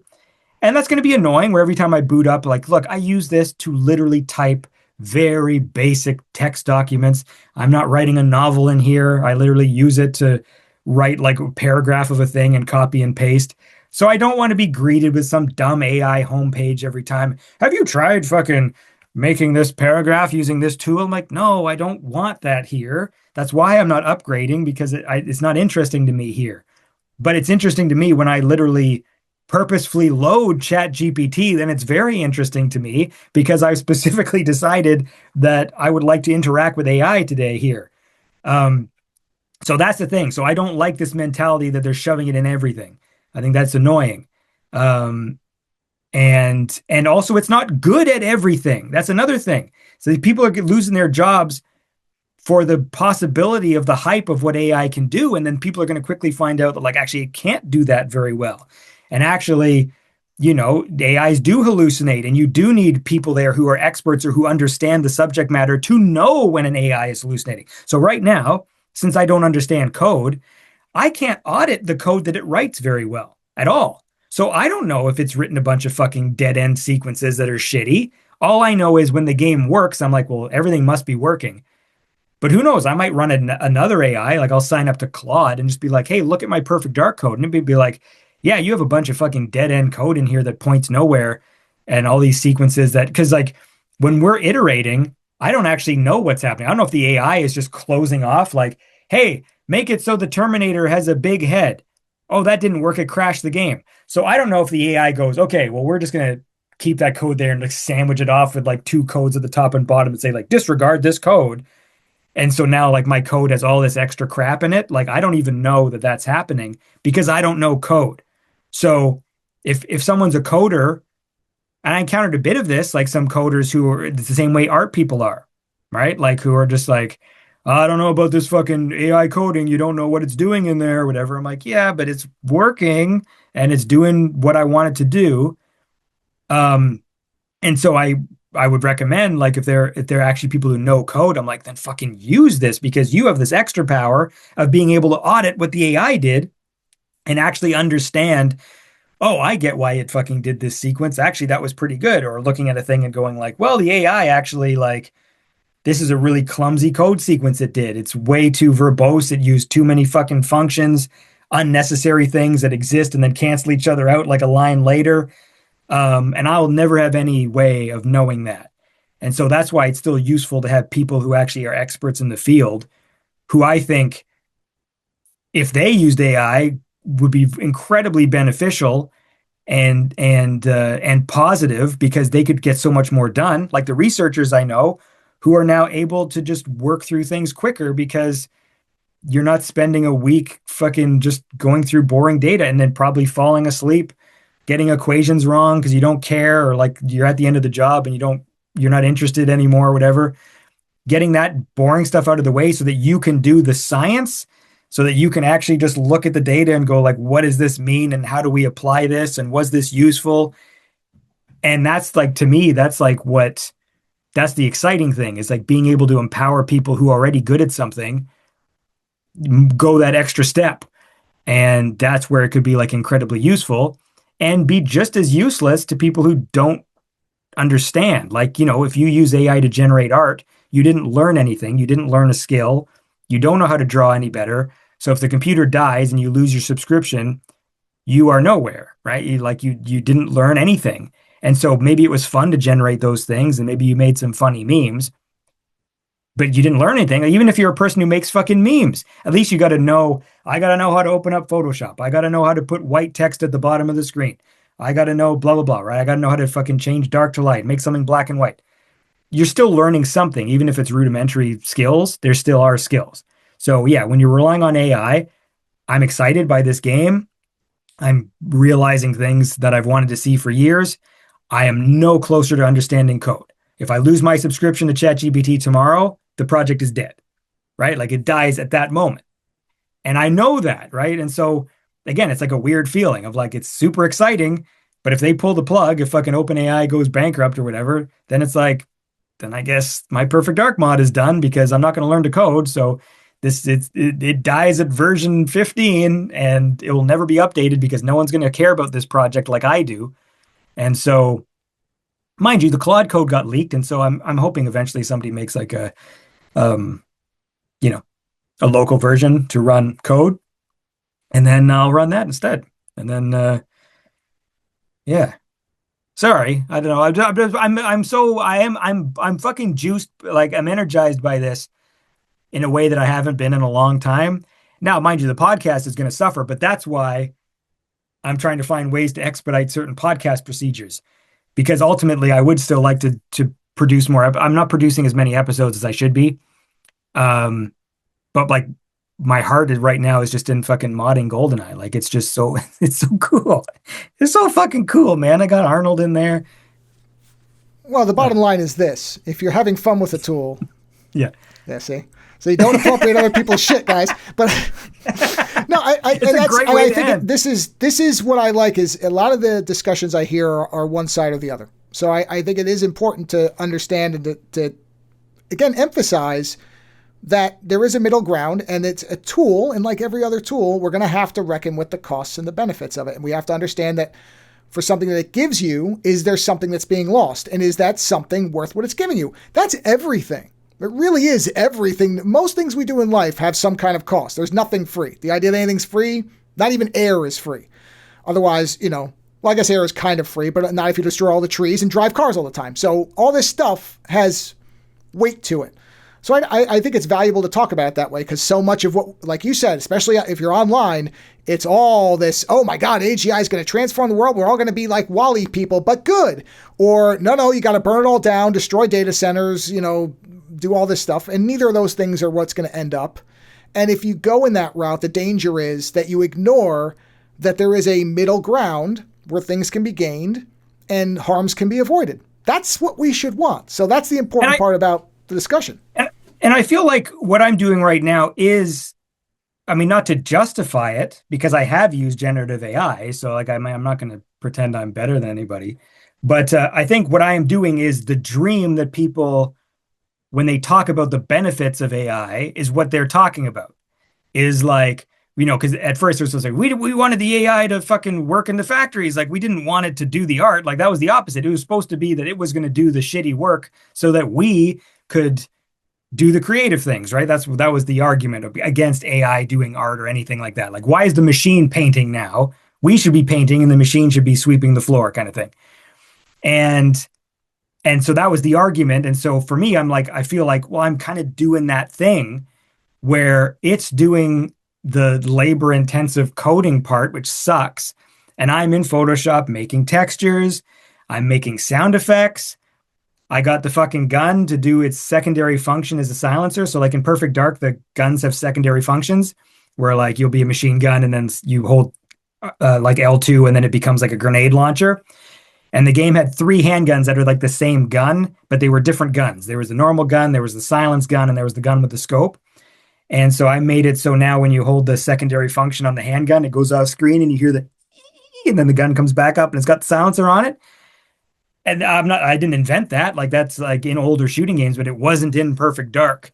And so now that it's there, it makes me happy. And I made the little sound effect and timed it, like I played all afternoon going, nope, sound effect played too late. The sound effect's too long. It should be about a second. And I'm doing all that tweaking, and that tweaking is fun.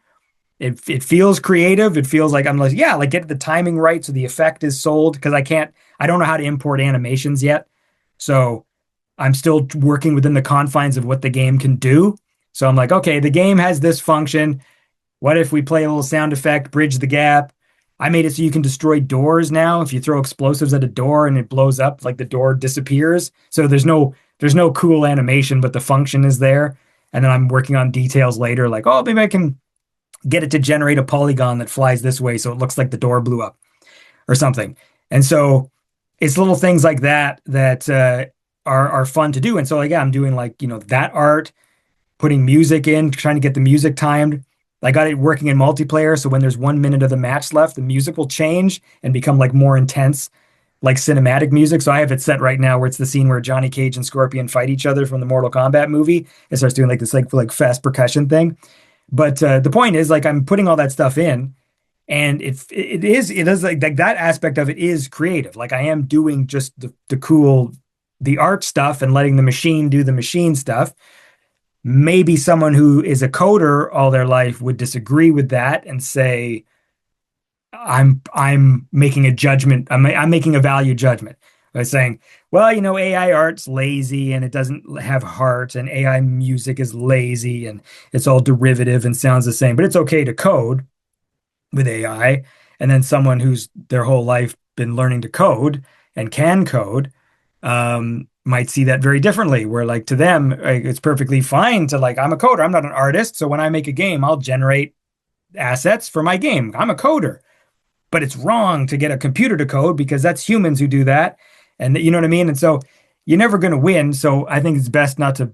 Well, that's a bad thing to say, though, too, right? No. Don't fight you're back exactly because you're exactly right in that all of us have some level of hypocrisy. We all decide what things are important or not to us. We all have these lines we draw, and that's the part where to be 100% zealot on one side or the other is to pretend that's not the truth, and that is the truth. We all do this with all different things in our lives. And so instead of denying that because of one thing, incorporate that and say, okay, AI is a new factor in the hypocrisy that we all step through every single minute of our lives. And how do we figure out how to do that correctly? Yes. And that's all I ask of people is just acknowledge it. Obviously, we're not going to agree on things. Obviously, I have my own ideological biases, but I know what they are. Like, that's the thing. I think the thing that bugs me the most, and especially in like the ecosystem now, is all the people who like deny what they are. There's something so insidious and frustrating about that. And it's like, because you can't, like I said with like the vaccine thing, you can't argue with somebody if they just fundamentally have a disgust of needles. Like there's no science argument. There's nothing you can say, because fundamentally it's like, I can't argue if you're honest that is the reason. There is no argument. What bothers me is all the people who sort of like hide behind scientific language, but at the root of their problem, it's just some fucking fundamental disgust or whatever. Like, I don't want whatever other races living in my neighborhood. And so they try and disguise it with math about fucking, well, there's property values and there's this and there's that and there's crime rates and blah, blah. Just admit it, you racist. Just admit it. Like, I can't argue with you if fundamentally you just admit the reason for this problem is this fucking thing, and you are trying to hide behind all this other crap. Like, that's what the argument's about, but it's not. And the same with fucking hypocrisy with people. It's just you can't argue with someone, and not that you can't have it. You can have a disagreement, but at least I feel like there's so many people who argue as if they are coming from some place of absolute purity. Like, I've thought thoroughly about this issue, and there's only one correct answer, and I'm not a hypocrite. And it's like everybody is. And so it doesn't mean you can't argue for stuff, but at least it means just know what it is.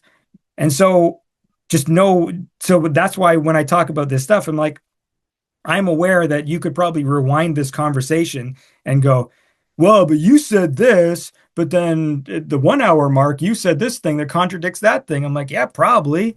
Like, because yeah, you know what, that's what's going on. Here's the difference. Here's the difference. Neither of us have said, and this is why we're right and you're wrong. And that is the difference. No, it really is, because people will say it like, no, this is concrete and there is no alternate way to look at this. And it's like, well, yes, there is. And the fact that you think there isn't is the problem. And that's the idea of understand that we're all making weird decisions at different times because all of us live in different lives at different points with all different pressures. And so again, that's why I got really angry when I read about this small restaurant getting assaulted by a bunch of people. Do I wish that she'd had the ability to pay an artist to make something? Sure, of course I would, but she didn't. So I don't want to put her out of business because of it, because she would never, the same way you would never have learned coding, she was never going to be able to afford an artist anyway. Should she not be able to have a logo? Come on. Also, too, I bet you, again, this happened. I mean, this is a thing that's been going on for like a while, and there's all different ways this happens, like ideologically, where people, like, I don't want to say get canceled, but, like where the people complaining are people who wouldn't have been customers anyway. This happens on all spectrums, where it happens to this AI lady, and it's like, it sucks because I bet you half the people in that chat, like, they had no intention of going to this business, maybe didn't even live in the same fucking country. Didn't even live in the city, just got pissed off and just started review bombing through anonymous accounts. No, I'm sorry, that's not the right way to do things like that. Maybe if there was an artist in town who walked in and said, you know what, I'll give you a huge discount because I'm a promoter of human art. I will make this logo for you at a deep discount if you don't use this, because I'd rather human art be represented. Okay, that would be a better thing to do than be like, her food sucks. Oh, I live in Alaska. I've never even been there, but her food sucks and fuck this woman. Great. Yeah, you've really contributed to something with that. And on the flip side, I mean, the same thing, but just like, it's like video game nerds who get mad about a game, for dumb reasons, mostly because there's a lady in it. Well, then, like review bomb a game or whatever. And like half the time it has nothing to do with the game, or actually most of the time it has nothing to do with the game. And it's the same fucking thing where it's just like, were you even going to buy this game? Like, you're literally like just hopping on some stupid thing, and it's always some dumb, well, the actress who played the character said some fucking woke thing in an interview. I'm like, what the fuck does that have to do with the game? You have any ideas of how many movies I watch where I'm fully aware that the actor who is the lead in this or the director is like some fucking villain, but I still love the fucking movie? Like, it's so possible to just like fucking separate all these things. And then with the AI thing, the problem is people, again, less that they, just like the nerds who complain about a game they have no intention of playing. A lot of times, if you don't use the tools, then you don't know fully what they do and what they're capable of. And I think that I see people, I don't like, this is the thing that bugs me, is people who complain about AI without really knowing what AI is or how to spot it properly. So they're using the tropes that they've remembered from a year ago of like weird hands or like there's a weird face in the background, and making real artists jump through hoops. Because I've seen this a few times and this pisses me off. An artist having to post on Instagram, here's my workflow, here's me disabling Photoshop layers to prove that I made it, which one doesn't totally prove you didn't make it because you could have generated all those layers. But two, an artist feeling like they have to do that because they're being accused of like AI means that all the people accusing them don't know how to spot it or what it is. And that's frustrating too, because then that's that weird, like not even is it hypocritical, but just like that you're better than these people, that you demand that this artist prove that they really did it. Were you going to buy it? Were you going to join their Patreon? I was just reading about a woman who has, she's neurodivergent in some way. And so her writing is very mechanical. And even though she keeps telling people, no, this is how I'm writing, I'm not using AI. They're like, no, yes, you are. And she's like, well, what am I supposed to do? I can't not write how I write. And I can't prove it unless you're going to have a camera on me 24/7 watching me with a pencil or typing or whatever. And that's, again, why? What if you think it's AI and you don't like it, then don't read it. Just don't read it and shut the fuck up about it. It's exactly. Fine. Just move like on. don't follow it. Like, again, that's everyone's right. It's like if you honestly watch a channel and you're like, this is AI, I don't support AI, then just unfollow. I mean, like, or send a DM, like just a private thing. Like it's the public aspect of it is like look how good of a person I am. I'm in the comment section talking about say no to AI. If you truly feel like you have been let down by this artist who you've been following and it's disappointing to you that they do AI, that's fine. Fucking send him a DM, dude. Listen, sorry, I've loved your work. I'm not keen on this fucking AI stuff. So, I'm going to unfollow you. Hope, I'll check back or whatever, like just know it's important to me that, whatever.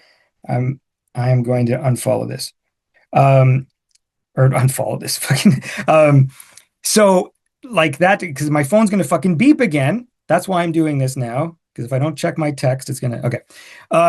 So that's the thing that, again, I don't like that attitude that people have. I don't like people having to jump through hoops, and it's fine. Like, I feel like it's fine if people need to use it.